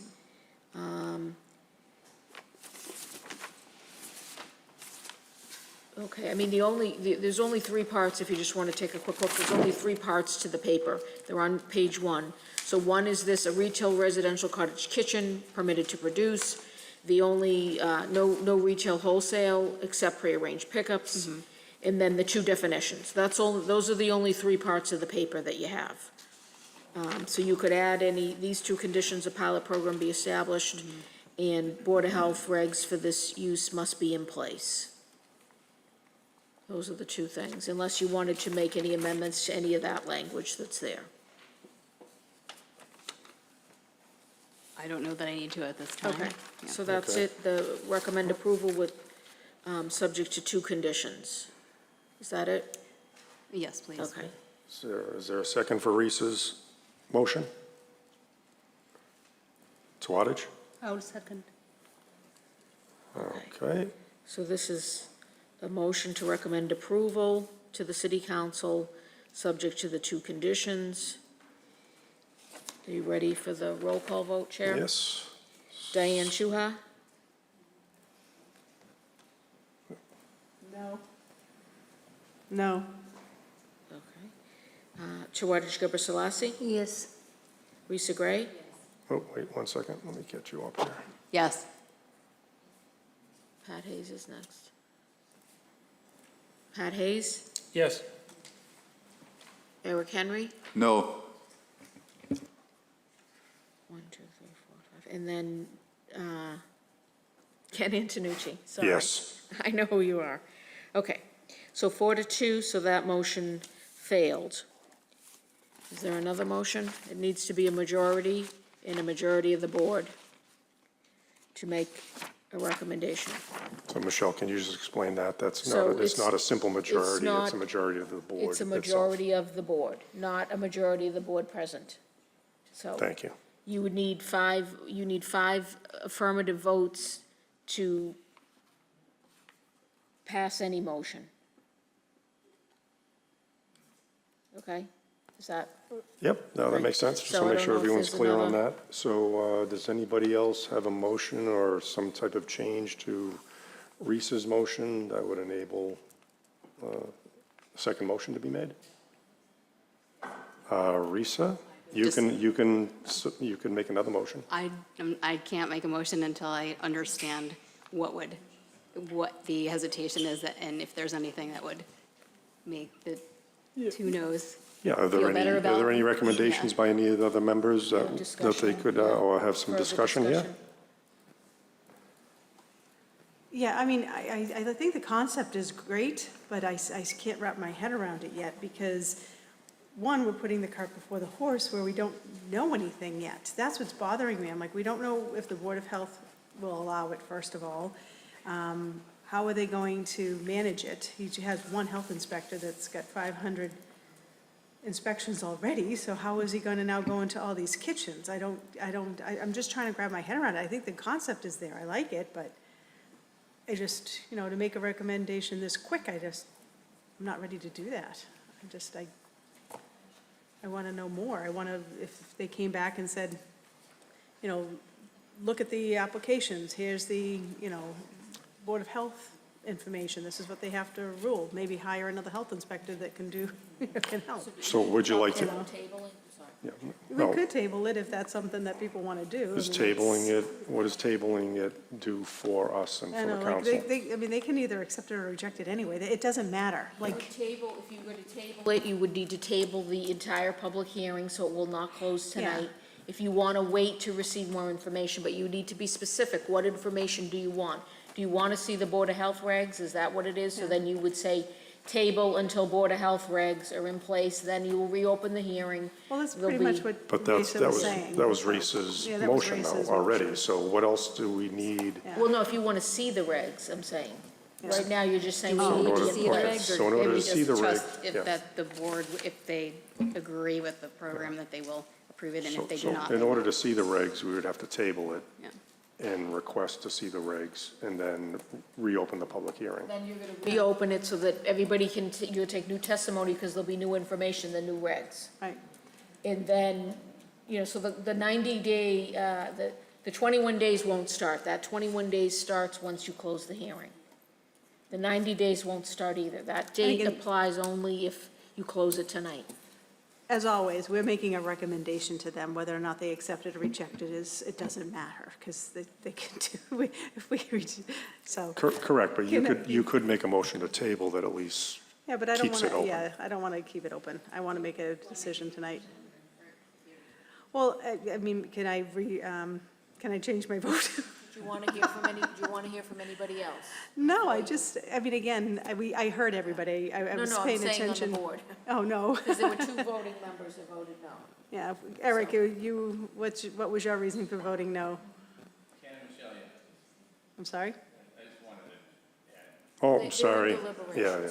so you would say you're in deliberation. Yeah, we're in deliberations, Yeah. not opening it up beyond Oh, the I'm so board right sorry. now. No, you're all set. Counselor Winslow was looking to speak, so, Oh, okay. but you're still speaking. No, but I had asked Eric if he wanted to.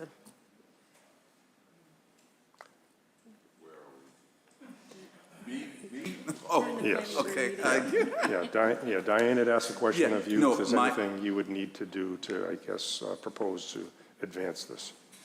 My concerns with this, I think it's a fabulous idea, and I can see the potential in it and things of this nature. My concern with this is with many of the other things that come before us is enforcement. How does this get enforced? And I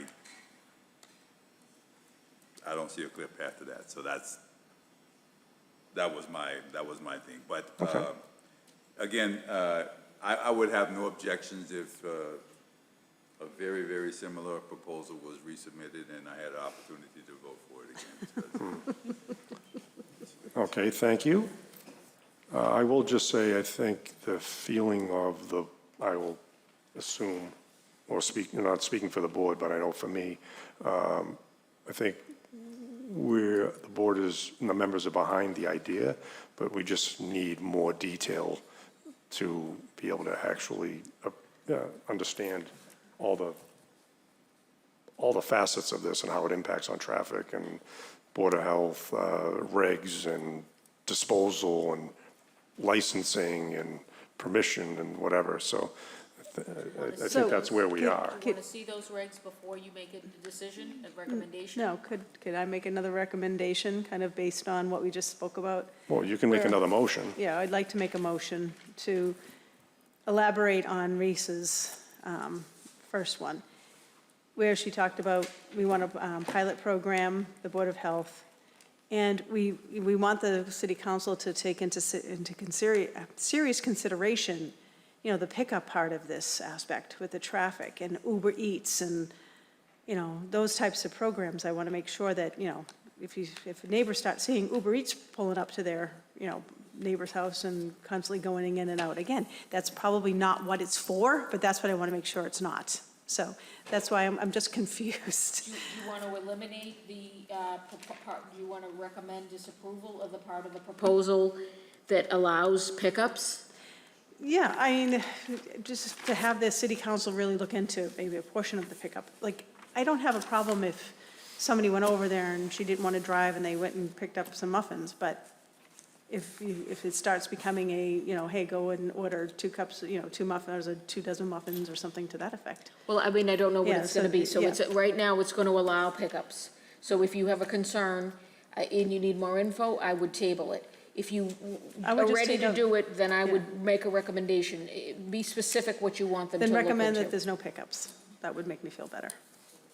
And just to your point, if I could, Chair, your recommendation does matter, because it carries weight. If you recommend disapproval of something and it fails at the council, it will not be brought forward for 2 years, Okay, okay? I appreciate that, thank you. So, Okay, so would you like to, Michelle, would you like to restate the So motion I with the heard, with the 3 conditions? pilot program be established. Yep, the same Board of two. Health regs must be in place, and so that's recommend approval of that, and then disapproval of, The pickup. or eliminate, we'll just say eliminate prearranged, eliminate pickups. Yes. Or no pickups allowed, eliminate pickups. So disapproval of that language, okay. Okay. Okay, so that is Diane's motion. Would anybody like to second Diane's motion? Risa? I'll second that motion. Okay, we're going to call for a vote. Diane Tawadage Gray.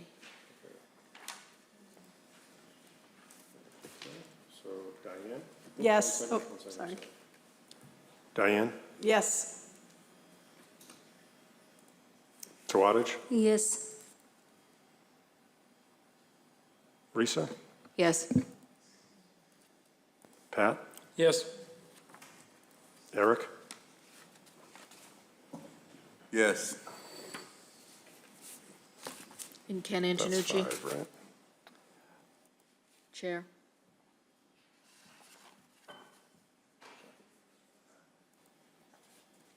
No. Okay. So that was 5-1. The motion carried.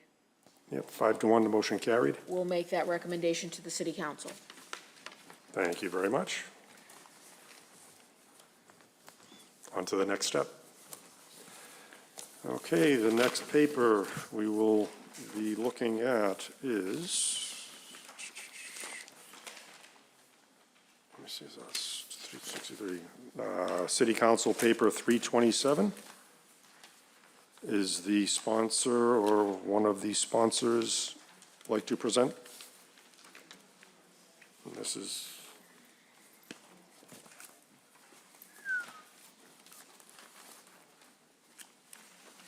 where's my stuff? Okay. And if you could, again, step to the mic, identify yourself. I know you've already written it down. Counselor, Ward 5. Thank you. So I am, just wanted to say thank you for taking this up tonight, and I am actually going to pass this over to Zach Lamel from OSPCD to do the presentation. Okay, thank you very much. So 327, correct? Yes, 327. Fantastic. Okay, It's so the amendments to the use regulations. the slides that are up on the screen are part of the packet. It's slide 9. Thank you for allowing the opportunity here. So these these items are part of a broader economic development package within the city meant to incentivize business, increase the commercial tax base, which we know is obviously a need not just for Malden, but for cities kind of across the Commonwealth. This is the item before you. And what the issue at hand is in my short time here, as I said, I started with the city in February. Previously, I worked for the city of Newton. This is a problem or an issue that came up there as well as it did here. There are many uses, commercial and industrial uses, businesses within the city's business, commercial, industrial zones that are not allowed by right. And the purveyance of vacant storefronts, of vacant buildings was mentioned during the previous item. We know this is an issue. This zoning issue of requiring a special permit often will hinder a business's ability to open, particularly if you're a small business, if you're looking to sign a lease. Anything that adds time, money, effort will prevent you many, many times from moving forward. I've gotten to know commercial brokers and leasing agents in my time here, not extensively, but I know for a fact, and people have been reaching out to me, businesses that have been reaching out to me about, hey, we're interested in Malden, where can we go? And we found a spot, and I say yes, but the zoning requires a special permit. Usually don't hear from them again. So the recommendation for you tonight is to take a lot of these uses, or take a select number of uses that are commercial uses, industrial uses, allow them either by right or by site plan review in those appropriate zoning districts where they either A, might not be, mostly require a special permit, and some that might not be allowed. I'm just going to go through this really quickly. I know this was read into the record. These are so it's business and industrial zones that we're talking about within the neighborhood business. These are the uses we are recommending to allow by right. Club or lodge, recreation, gainful business, body art, so tattoo artists, parlors, and licensed massage therapy salon. This is a map of where neighborhood business exists in the city. It's about 240 parcels, just to give you a sense of where this would be allowed. The central business district, the uses that would be allowed by right are here. One that I just want to highlight quickly is medical center. I think since I've started here, I've had dental practices come to me, various other kind of health and wellness businesses that require licensing that are qualified as medical centers looking to open. And again, you said there's a special permit, they usually go away. This picture here, 389 Main Street, just down the way, it's basically all dental practices. So we have medical uses. We have these offices already in existence in all of our business zones. They're operating. And by site plan review, we are looking to open a hotel. Hotel is a business that would obviously provide a significant commercial benefits, tax incentives, tax benefits for the city. This is where the central business district is, where we are right now, 124 parcels. Highway business, so as you're starting to move out into other areas of the city, these are uses that we would propose to be allowed by right and by site plan review. You have the hotel and the supermarket. One thing I'd let you know, just and again, it is an example here, highway business, Sun Kong Restaurant is one example. Restaurants right now in highway business require a special permit. Highway business zones throughout the city shown here. In our industrial zones, the uses to allow by right, similar list, site plan review, again, hotel and supermarkets, and by special permit, hospitals were recommended as well. This is where our industrial zones are within the city, and I will leave it at that. Thank you so much. I just had a question. So you did mention that, you've had businesses that inquire with you, about relocating or opening up here, and when they're told that there's a special permit or a process they generally, in your experience, pass and don't come back. My limited experience. Acknowledged. Limited experience here, and I don't know if Alex or anyone else has any additional background on that. But do they mention to you why? I mean, is it the process, the time constraint? Is it financial? Do they give you any indication of why? Or they just, when the phone doesn't ring, it's them? I think it's really all of the above. I think it's particularly burdensome for the smaller businesses, right? A smaller business that is going to sign a lease, start paying rent, and then potentially wait a few months to get approval, to then wait to start doing the renovations on their site.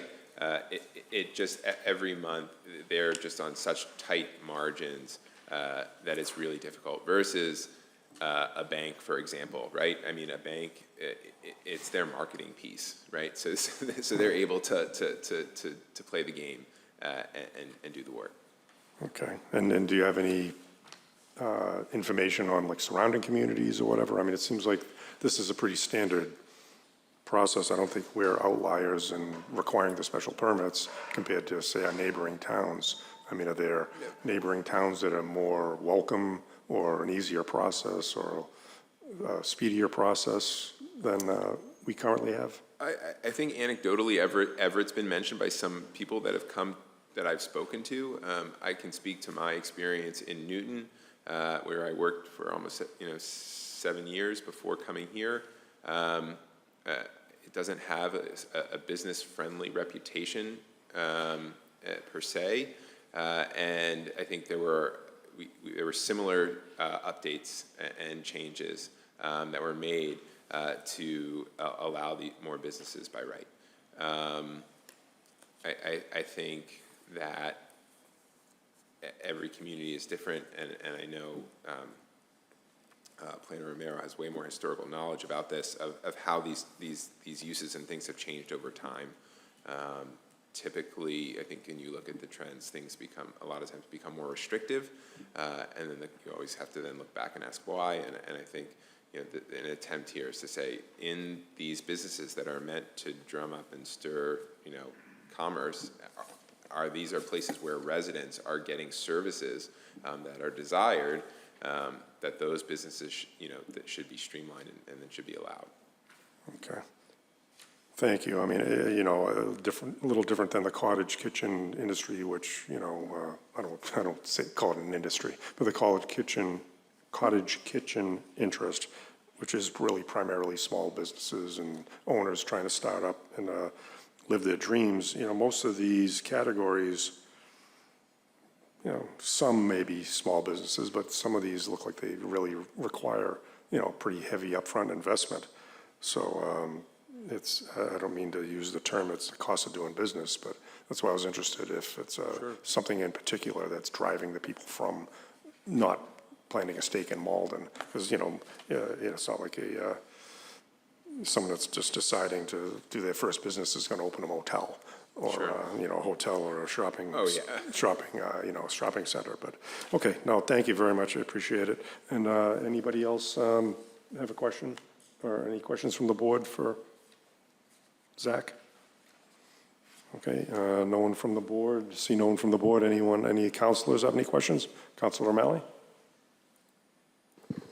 Thank you. And for the record, I'm a co-sponsor, but I do have some questions. So for the site plan review, I see site plan review for hotel and supermarket. What would be the composition of those site plan reviews? Like, how does that work? I know that there used to be site plan review was only for like residential incentive overlay. Councilor Winslow expanded it to other uses, and I'm just wondering, like, maybe because we now have more site plan reviews, is there a specific way all site plan review committees are composed? If there could just be more clarification. Zach, if you have an answer, if not, Michelle has. I would defer that. Defer to Michelle? So yes, the residential incentive overlay was the first site plan review committee, and that's specific only to the RIO and RIOB in downtown, in central business. Then I believe the next, bless you, site plan review committee that was formed was the Row Quarry Redevelopment Reclamation Site Plan Review Committee. That's a different site plan review committee, specific only to that project. At one point, the planning board was the site plan review committee for retail uses. That was only for a year or two. When we transitioned from special permit to site plan review for retail, then to yes, allowed by right for certain retail uses. We also then came up with a category based on square footage. So the planning board has served as site plan review committee. Most recently, as you mentioned, we have the Malden River Site Plan Review Committee, also a different site plan review committee. We have the Site Plan Review Committee for Accessory Dwelling Units and the Site Plan Review Committee for Educational, Childcare Facilities, and Religious Facilities. So there are some different groups, different members composition of these.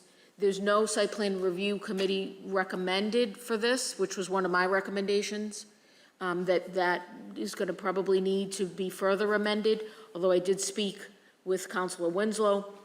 And in an interim measure, you may be able to add a footnote. The only section that was advertised for amendment was the 12-12-030, which is the table, which has several footnotes. So you may be able to, again, I would recommend this only as interim. Site plan, it would be another footnote that says site plan review committee for these uses shall be, and you'll identify who that is. But I would definitely recommend you formally put site plan review committee on the books or identify who it is and the regs that go with it, because that's the other thing. Even if you identify the committee, you don't identify what the regs are, what the standards are, or any of that. So it could be, the site plan review committee that's right now looking at ADUs and educational, religious, is no councils are on it. Those 3 city staff people are on it. The director of Board of Health, building commissioner, and OSPCD director. So that's just a 3, but that, they hold public hearings, public are notified, et cetera. So that's what I can tell you about site plan review committees.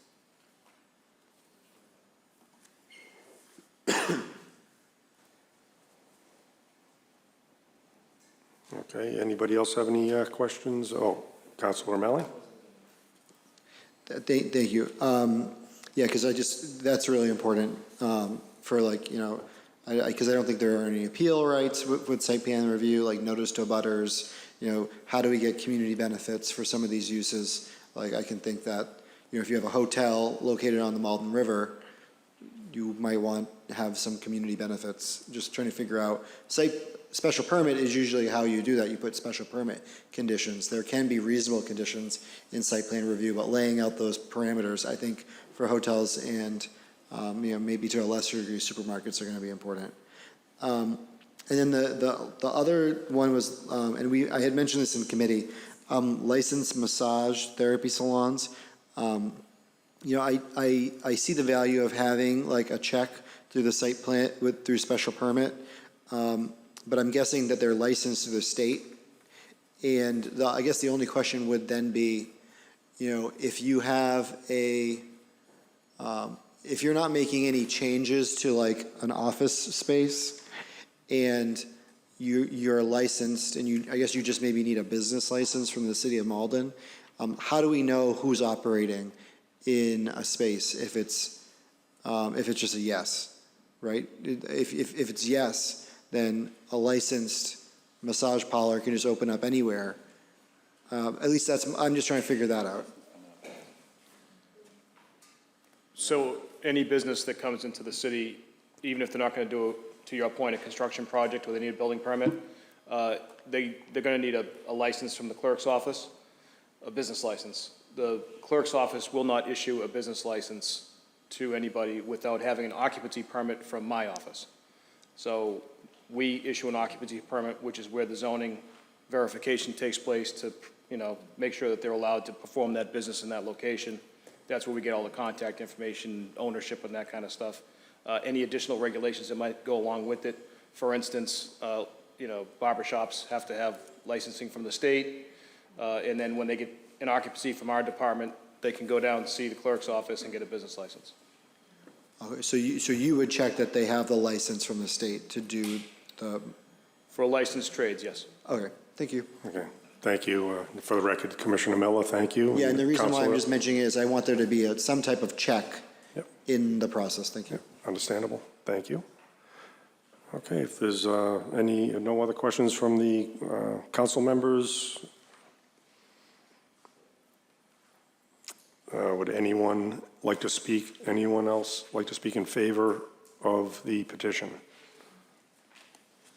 Please step up to the microphone, sign in, and let us know your name and address.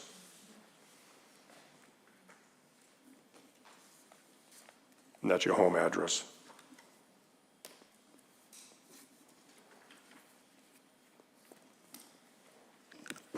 All right, Councilman. My name is Chris Machado. I'm here to support this motion, given the fact that special permits add delay to a project, adds budget issues, and as small business owners, in order for us to strive, we need the city to be supporting us and bringing us to a good standard.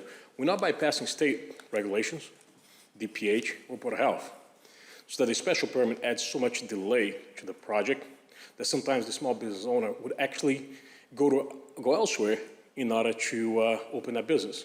And I think the city of Malden is a striving city, and we want to open new business, and we want to be part of this amazing city that we actually want to open business in. And I think removing the special permit would delete that delay of 90 to 120 days on the project itself. Where we, if we do sign a lease, we are paying lease on day one. And those 90 to 120 days for a small business can be severely damaged to our budget. Okay, thank you very much. Hey, what's your address, by the way? 75 Pleasant. Pleasant in Malden, Yep. right? Okay, thank you very much. Does anybody else like to speak in favor? Is that a business address, or is that your resident? Yes. That's business address? Okay, how about your, we need the residential address? Like, As long as he wrote. yeah, did you write it down in the business address? No, we need the residential address. Yeah, like where do you live?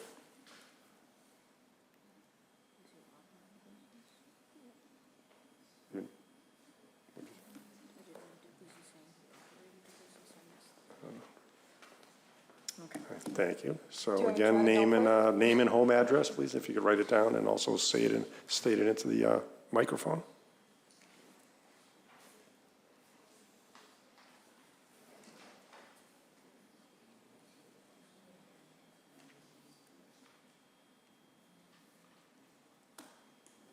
Okay, so my name is Amanda Starr, and I'm a physician. I signed a lease in the 75 Pleasant Street back in March. And we're, again, financially, we have to make a big investment, you know, as a medical spa. And unfortunately, right now, we have the whole business stopped because we need that special permit in order to build. Passing by through the DPH, we have to do the fire, we have to have a state license, we need to have very specific regulations in order to pass, but then the special permit is what's stopping us. So it's actually financially being very heavy on the business. Again, we're a small business starting to start. And I'm actually having to have my business in a different city because I cannot come into Malden yet. The surrounding series, they don't actually require the special permit everywhere. They require in specific places. But unfortunately, Malden has been made that generally. So I'm asking you kindly that you guys oversee that. And again, I'm not saying that we have to override and not take a look at the medical spas because the Department of Health itself has very heavy requirements in order for us to be able to practice and open. Fire, occupancy, everything has to be licensed very, very well. So I'm just kindly asking for you guys to take a look and be able to actually remove the special permit so we can actually grow the community here and bring more business itself. Okay, thank you. So just want to clarify, so you've already have a lease at 75 Pleasant? Yep, so I signed a lease back in March and you're paying for it every month and unfortunately can't have it open. And have you applied for a special permit through the? So the building inspector just told us that we need that special permit because we're going through the Department of Health first. So Okay. unfortunately. So it's almost finding out. Exactly. So getting all those paperwork for the month of September wasn't possible because we found out the last day of July. So I cannot get it until October. So again, it goes another month. And before I can get all the construction done, because it takes a lot of months, you know, they have special requirements for the plumbing, for the electricity, for the space itself, for sterilization. You know, it takes a lot of time. And right now, I'm just paying for rent and nothing can be done. Yeah. Well, thank you very much. That's very helpful information. Thank you. Would anyone else like to speak in favor of the petition? Anyone else like to speak in favor? Diane, do you have anything in favor to read? I do. Damn it. I've got to start calling you Kenny. I have an email dated Wednesday, August 12th. It says, "Hi, Michelle. I hope you are well. I am sorry to miss tonight's public hearing for the planning board. As someone who has worked on leasing and selling property for over 20 years in Malden, I am a strong supporter of the proposed changes. Allowing more uses by right allows more companies to move to Malden in a more seamless way. I cannot count the number of medical groups that have passed on downtown Malden because of the need to go through special permitting and the time, money, and uncertainty that the process necessitates. That is just one example. Thank you for hearing my input. Steve Nordgren, President, Burgess Properties, LLC." Another email dated Wednesday, August 12th. "Hi, Michelle. I won't be able to make the August 12th Planning Board hearing, but I wanted to voice support for the economic development zoning updates, two that stand out to me. Use table updates, opening up more by right uses in the business/industrial districts like medical centers. That cuts down on permitting hassles and makes it easier to fill space. Non-conforming expansion by special permit, letting existing non-conforming uses expand or modify. Right now, those properties are basically stuck, which keeps owners from reinvesting. As a commercial broker working in Malden, I see all the time how the current rules leave good space sitting underused. These changes would really help, and the city still keeps its oversight. Thanks for letting me weigh in. Thanks, Charlie Jacob, Burgess Properties, LLC." Okay, thank you, Diane. Declare that part of the hearing closed. Does anyone like to speak in opposition to the petition? Anybody like to speak in opposition to the petition? Seeing and hearing none. Diane, do you have anything to write? I do not. To read against it? Okay. Okay, so declare that part of the hearing closed.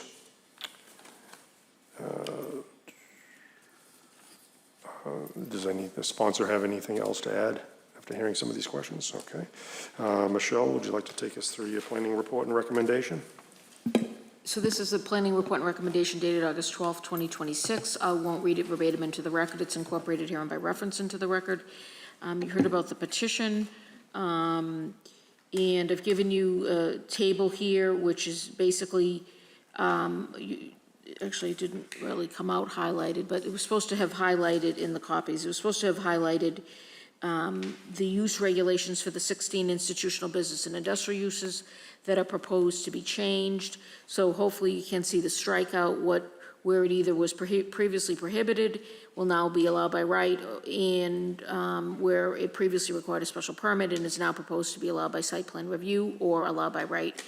You can see the different districts. Everyone, I think, understands what the codes are: Residence A, Residence B, Residence C, residential offices, the RO, neighborhood business, central business, highway business, industrial 1 and 2.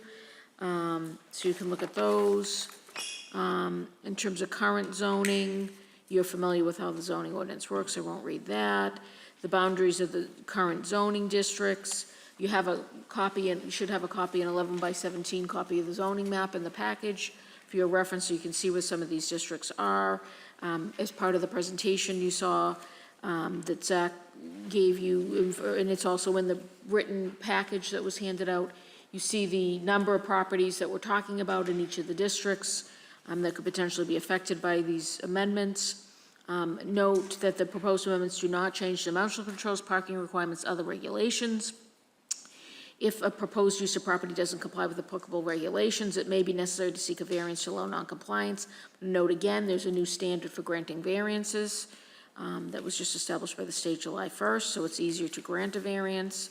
The standard for your reference is there. It's not the same criteria previously that were in the state statute. Just giving you some brief history and background. This board is familiar, obviously, with all the special permits you have granted for all these uses since they have been established.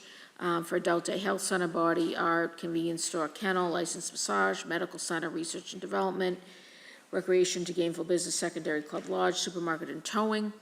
So these, again, special permits that since those uses have been on the books. There is another proposal, so I want to just note on that note, unlike you heard during the presentation about calls being received that when they find out there's a special permit, they don't come back. The bulk of our calls that we receive in the office are, what's the permitting process? And they, we advise them and they move forward with it. So that's largely what I see happening. I'm not saying that there aren't people that don't move forward, but most of the calls and emails we do are giving people the info about the special permit process and getting them into the pipeline and scheduling. I will note, in this board knows, you've seen a lot of petitions at 75 Pleasant recently. That petition I was not aware of, but apparently they hadn't filed, so that's why I wasn't aware of it. I want to note, and we're going to get to this in the next paper, I think, there is a proposal to amend the definition of medical center and a proposal to amend the definition of licensed massage therapy salon. So keep in mind those amended definitions, if those are ordained, then fit in with these regs. So, and then I've given you some info about these other uses when the regs for special permits were ordained. In some cases, they've required a special permit since 1977. So they've, for example, hospitals, motel, hotel, medical, dental offices started in '84, but restaurants have always required a special permit. So also there have been a couple uses here that are proposed for change that, or prohibited that are now proposed to be allowed by right. So they didn't require a special permit. I want to note, we talked about site plan review, special permit. They're two different processes. The process in terms of application is the same, holding the public hearing, notice to abutters, the criteria used to make the decision are different, and as the council pointed out, there's no appeal rights for the site plan review. There are appeal rights for special permit, so that's the main difference. Whether something, if you're considering whether something should be allowed by special permit or site plan review, you want to note that. Applications and exemptions are the same as previously noted. These amendments would apply to new construction, new occupancy, and use of existing buildings unless exempt by city ordinance, express language of the amendment, state law, or the State Permanent Extension Act.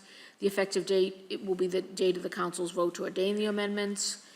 Date for final action, the council will have until November 10th, 2026 if the hearing closes tonight. And again, you're here to make recommendations to the city council. who will then take the recommendations, follow in whole or in part, or not at all, and decide whether to make the amendments, whether to ordain the amendments. So standard to review, your review and recommendation of the proposed zoning changes should be directed by substantive planning objectives, community need and general welfare, noting these amendments are part of this larger economic development package to support new and existing business growth. I'm going to make a couple notes here about land that's classified as part of the highway business zoning district. Nearly all of it does directly abut residential properties. Several areas of land classified as part of the industrial 1 zoning district directly abut residential properties in certain areas. I've listed those areas. So I'm raising this as a concern because the impacts of restaurants, both fast food and all other, given the inherent characteristics of the businesses, hours of operation, deliveries of supplies, food delivery drivers, pickup customer traffic patterns, customer pickup, traffic patterns, trash storage, road and pest control, they warrant the opportunity for public hearing, consideration of potential impacts to abutting residences and neighborhoods. So this recommendation is prepared prior to the public hearing. You want me to go ahead with the recommendation? Yes, Sure. please. So that the planning board recommends, the recommendations the planning board recommend to the city council, disapproval of the proposed amendments of section 12030 that change SP to yes for restaurants, fast food and restaurant, all other, and highway business and industrial 1 zoning districts. 2, approval of amendments of section 12.030 as proposed and with the following additional revisions. Delete SP and insert SPR for restaurant, fast food in columns BH and I2, so highway business industrial 1. Delete SP and insert site plan review for restaurant, all other in columns business, highway, and industrial 1. In 3, establishment of a site plan review committee for motels, hotels, supermarkets, restaurants, fast food, and restaurants, all other, and site plan review regulations for that use. As I mentioned before, that would require a petition to the city council to amend the ordinance, another joint public hearing. And then finally, 4, amendment of the section 1212070 restaurants to eliminate the special permit provisions for highway business, industrial 1 and industrial 2 zoning districts that would be in conflict with these proposed amendments. Paper 32726, and again, amendment of that section would require a new petition to the city council to amend the ordinance and joint public hearing. Thank you, Michelle. Yeah. So we can open up to planning board members for discussion or questions. Does anybody have any discussion or questions for Michelle? Anybody have any questions or discussion, points of discussion? Okay, seeing and hearing none. Councilors, does anybody have any questions or any discussion points for Michelle? Okay. Oh, you have one. Hold on one second, Councilor. All right, Councilor Winslow? Yeah, no, Michelle and I did discuss the issue about the site plan review, and it does sound like maybe there's an interim step we can take, and then we'll work on some tidying up, but that seemed to be a good way to try to move ahead with generally, favorable response to this. Thanks. Great. Okay, thank you very much. Okay, does anybody care to make a motion? Anybody want to make a motion on planner's recommendations? Hold on a second, Pat. Good. Yeah, make a motion to approve with planner's recommendations. Okay. Pat makes a motion. Is there a second? Eric? I can second that motion, Mr. Chair. Okay, motion made by Pat Hayes, seconded by Eric Henry. And this is to recommend approval as recommended? Yes. With the, okay. Okay, so we'll go with the roll call vote. Tawadage? Diane's, yep. Oh, Diane, sorry. Yes, yes. Tawadage? Yes. Risa? Yes. Pat? Yes. Eric? Yes. Ken Antonucci, Yes. Motion passes 6-0. 6-0. Thank you very We'll make much. that recommendation. We'll make that recommendation to the city council. Next paper would be, I believe, 2, let me see here. City Council Paper 326.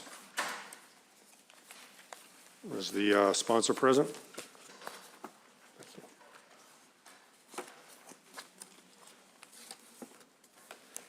Okay, Councilor Taylor and Zach, thank you very much.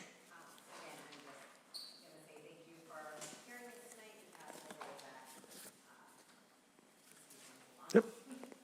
Thank you very much. Hello again. So this was mentioned as part of the other item. So there are two recommended changes here, definitions of medical center and the definitions of licensed massage therapy salon. The issue here is medical center is an incredibly broad kind of definition. It's kind of capturing kind of all medical uses outside of inpatient care. And over time, there are a lot of kind of what we're calling, modern health-related uses, IV wellness and Botox injections just being two examples that are kind of not fully considered here. And so this is really a kind of clarification to make it simpler, hopefully, and clearer, both for potential businesses and then obviously those enforcing the rules. And so the recommendation, again, you have this language in front of you, but it's really to kind of include those types of uses. Again, IV wellness therapy, certain injections, dermal fillers, IV wellness. And then in relation to the licensed massage therapy salon, it essentially kind of moves acupuncture, which is another licensed profession, into medical center and out of licensed massage therapy salon. So just kind of a cleanup item there. That's it.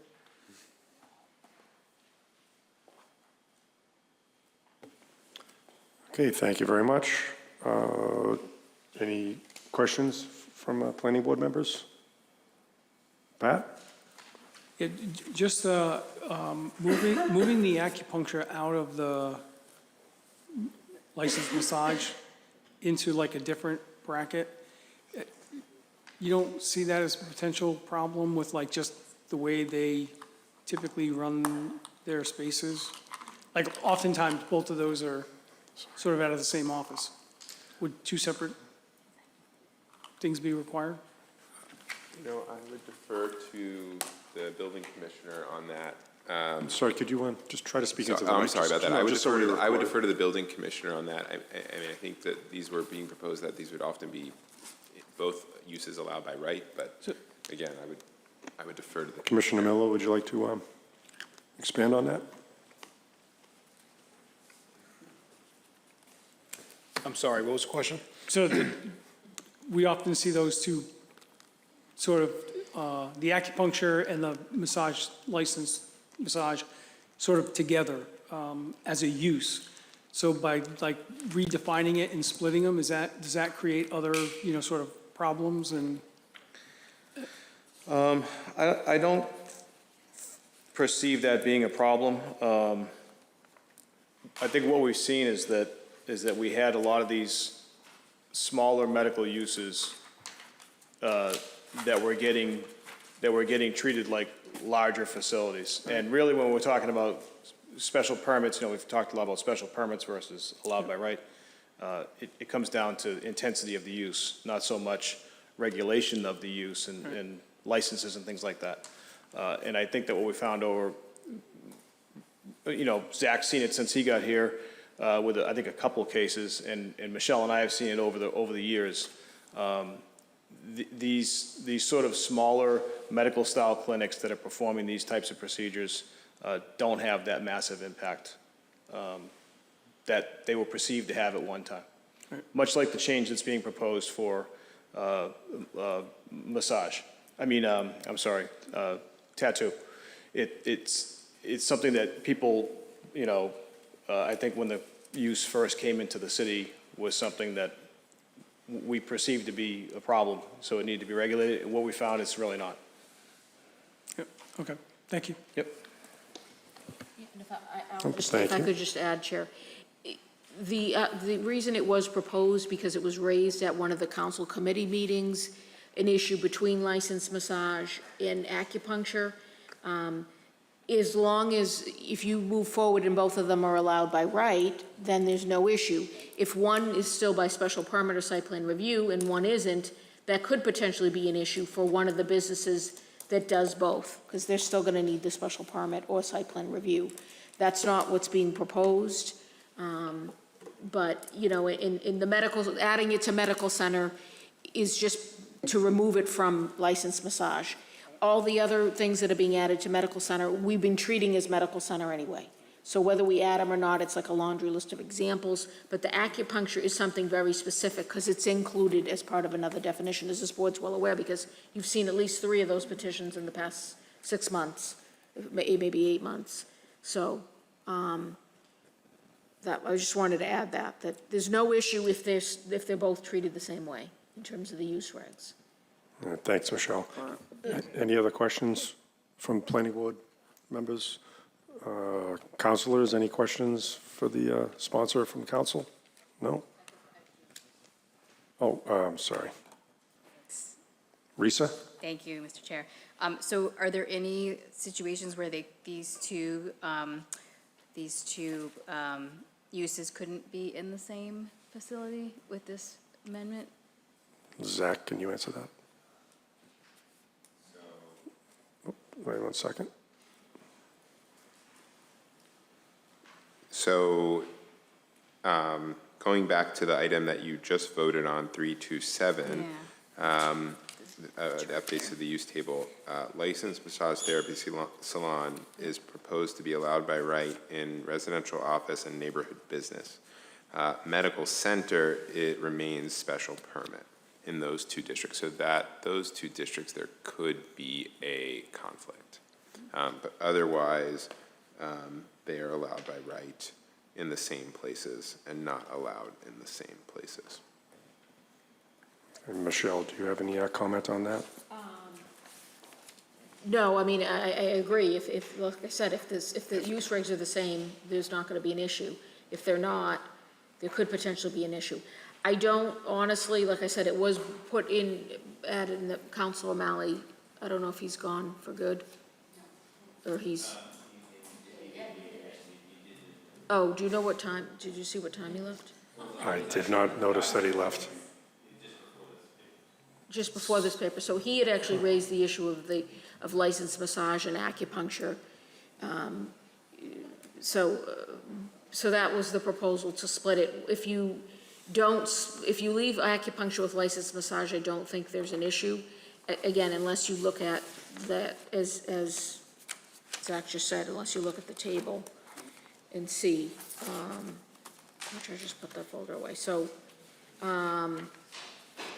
it's up to the board. If you think there could, you don't want to create a potential hurdle for a small business, you could leave it, you could recommend that it be left as is.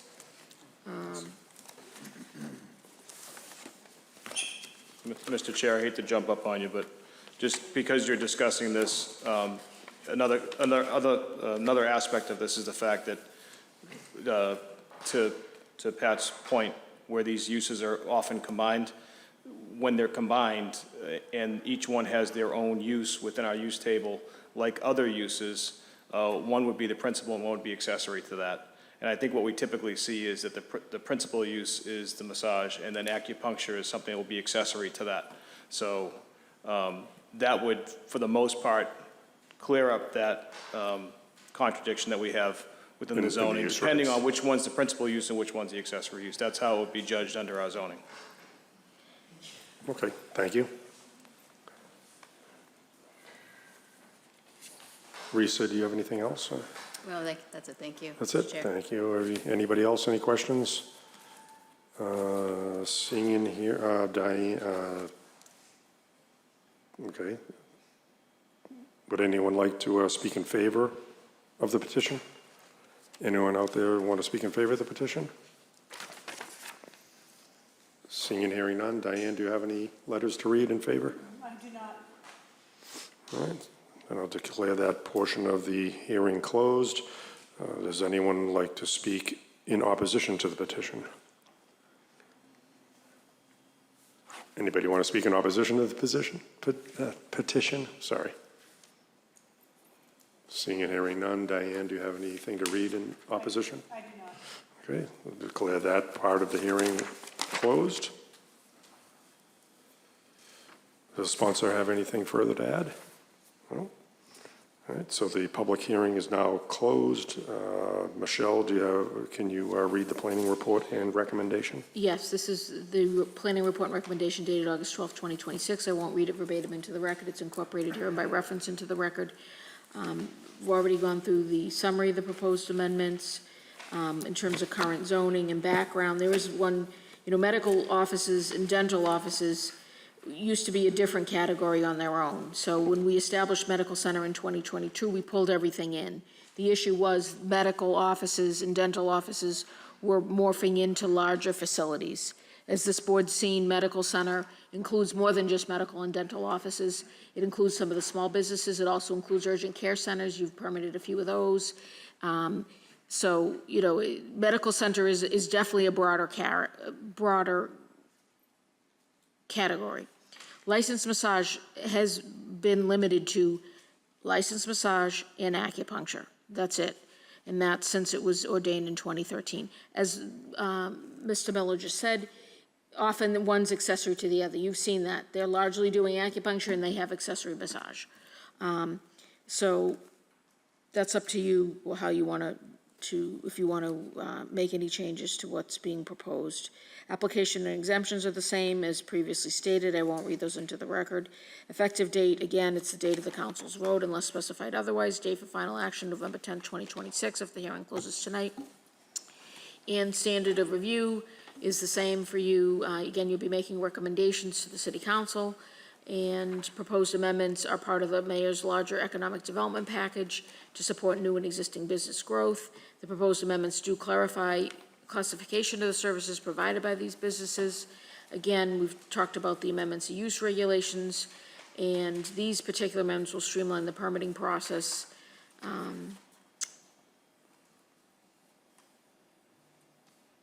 So the recommendation is that the planning board recommend to the city council approval of the proposed amendments as submitted. Okay, thank you, Michelle. Any discussion or questions by planning board members? Any planning board member questions? No? Any questions or areas of discussion by councilors? No? Okay. Do we have a motion? Anybody want to make a motion?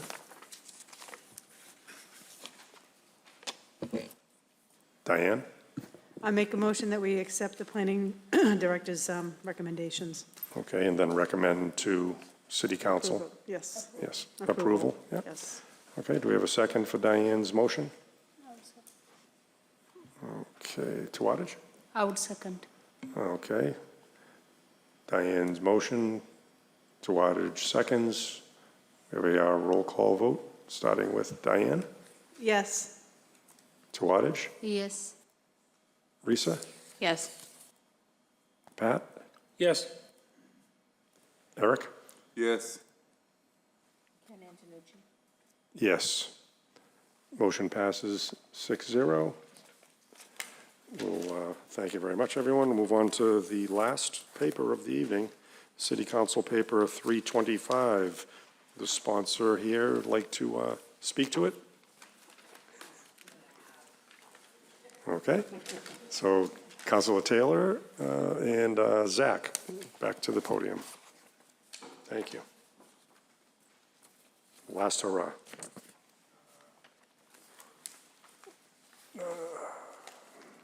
Jeez. There we go. I will be very brief here. So right now within the ordinance, if a non-conforming use is not able to expand or modify unless that use is allowed by right within the zoning district. And so we believe this from an economic development perspective, from just a general success or renovation, need to retrofit, it could prevent and disincentivize someone, or really just being able to grow in place that if someone is succeeding, right?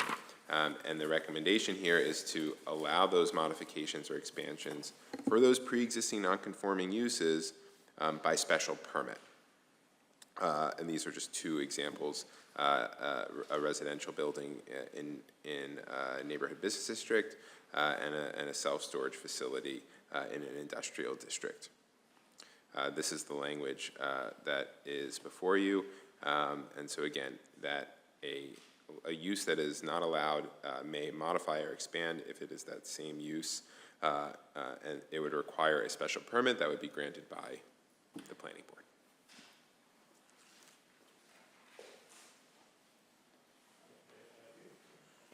Okay, thank you very much. Any questions of the sponsor by the planning board? Any questions? Councilors, any questions for the sponsor?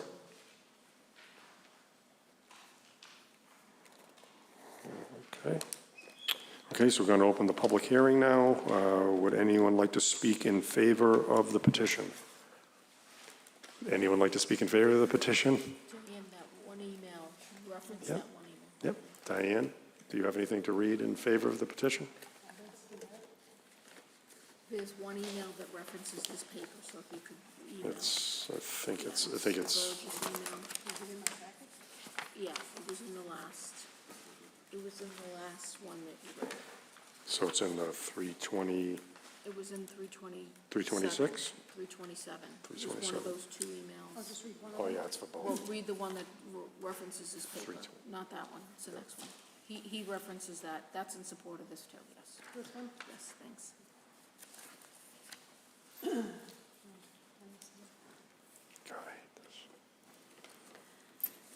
There's an email dated Wednesday, August 12th. It says, "Hi, Michelle. I won't be able to make the August 12th Planning Board hearing, but I wanted to voice support for the economic development zoning updates. Two that stand out to me.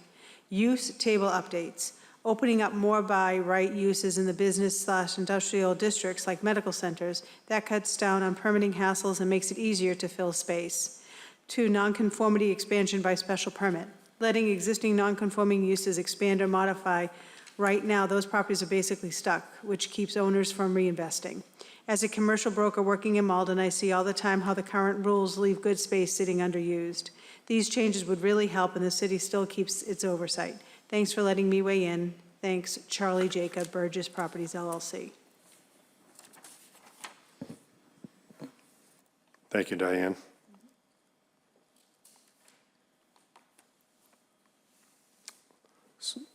We'll close that section of the hearing. And does anybody like to speak in opposition to the petition? Anyone like to speak in opposition to the petition? God, having trouble with that word tonight.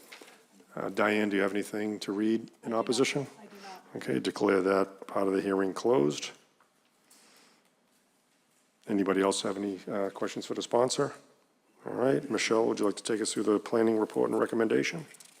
This is the planning report and recommendation dated August 12, 2026. I won't read it verbatim into the record. It's incorporated here and by reference into the record. You've heard about the petition. These regulations, as you heard, will update regulations for nonconforming uses, lots, buildings, and structures in residential office, neighborhood business, central business, highway business, industrial 1 and industrial 2 zoning districts. And they will provide the option to seek the special permit to extend the pre-existing nonconforming use, building, or structure for the same use, including a use, pre-existing nonconforming use, or an allowed use. Current zoning was put into effect in 2007. Prior to that, any uses could be, you could petition for a special permit for any change of use, including use prohibited in the zoning district. So that was changed back in 2007 to the current zoning. And application and exemptions, the same as before. I won't read those into the record. Effective date will be the date the council votes to ordain the amendments, because none other is specified. And again, final date for council actions, November 10th, 2026, if the hearing closes tonight. Your standard of review is the same. And again, the proposed amendments are part of the mayor's larger economic development package to support new and existing business growth. These amendments will provide the city with the option to consider allowing the possible expansion of existing commercial tax-paying businesses in a business or industrial district.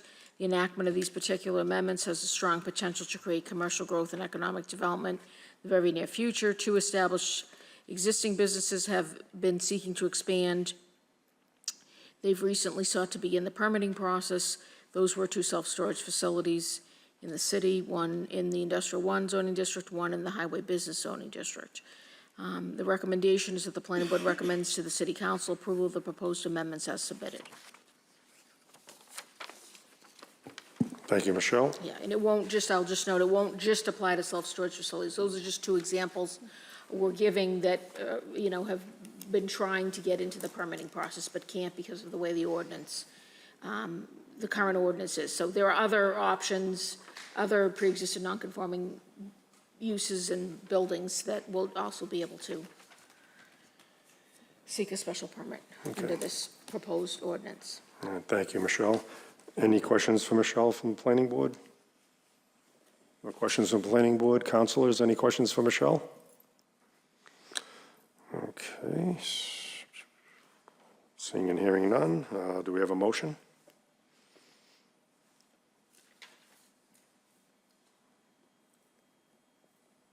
Risa? I'll motion to approve the proposed amendments as submitted. Okay, approve the, Approve the petition with approval of proposed amendments as submitted. okay, and recommend to council. Thank you. Second, Eric? I can second that motion, Mr. Chair. Okay, motion made by Risa, seconded by Eric. Roll call vote. Diane? Yes. Tawadich? Yes. Risa? Yes. Pat? Yes. Eric? Yes. Yes. Motion passes 6-0 and will be made recommendation to council. That's it. Thank you, everyone. Thank you very much. Councilors, the members of the OSPCD, need a motion to adjourn? All right, City Council, motion to adjourn. Thank you. And thank you. Planning Board, do we have anything else, Michelle? Yeah, your advisory, I'm just going to shut this down because this is really, I don't know if you're like sweating, but it's like real, the screen is hot. It's like really hot.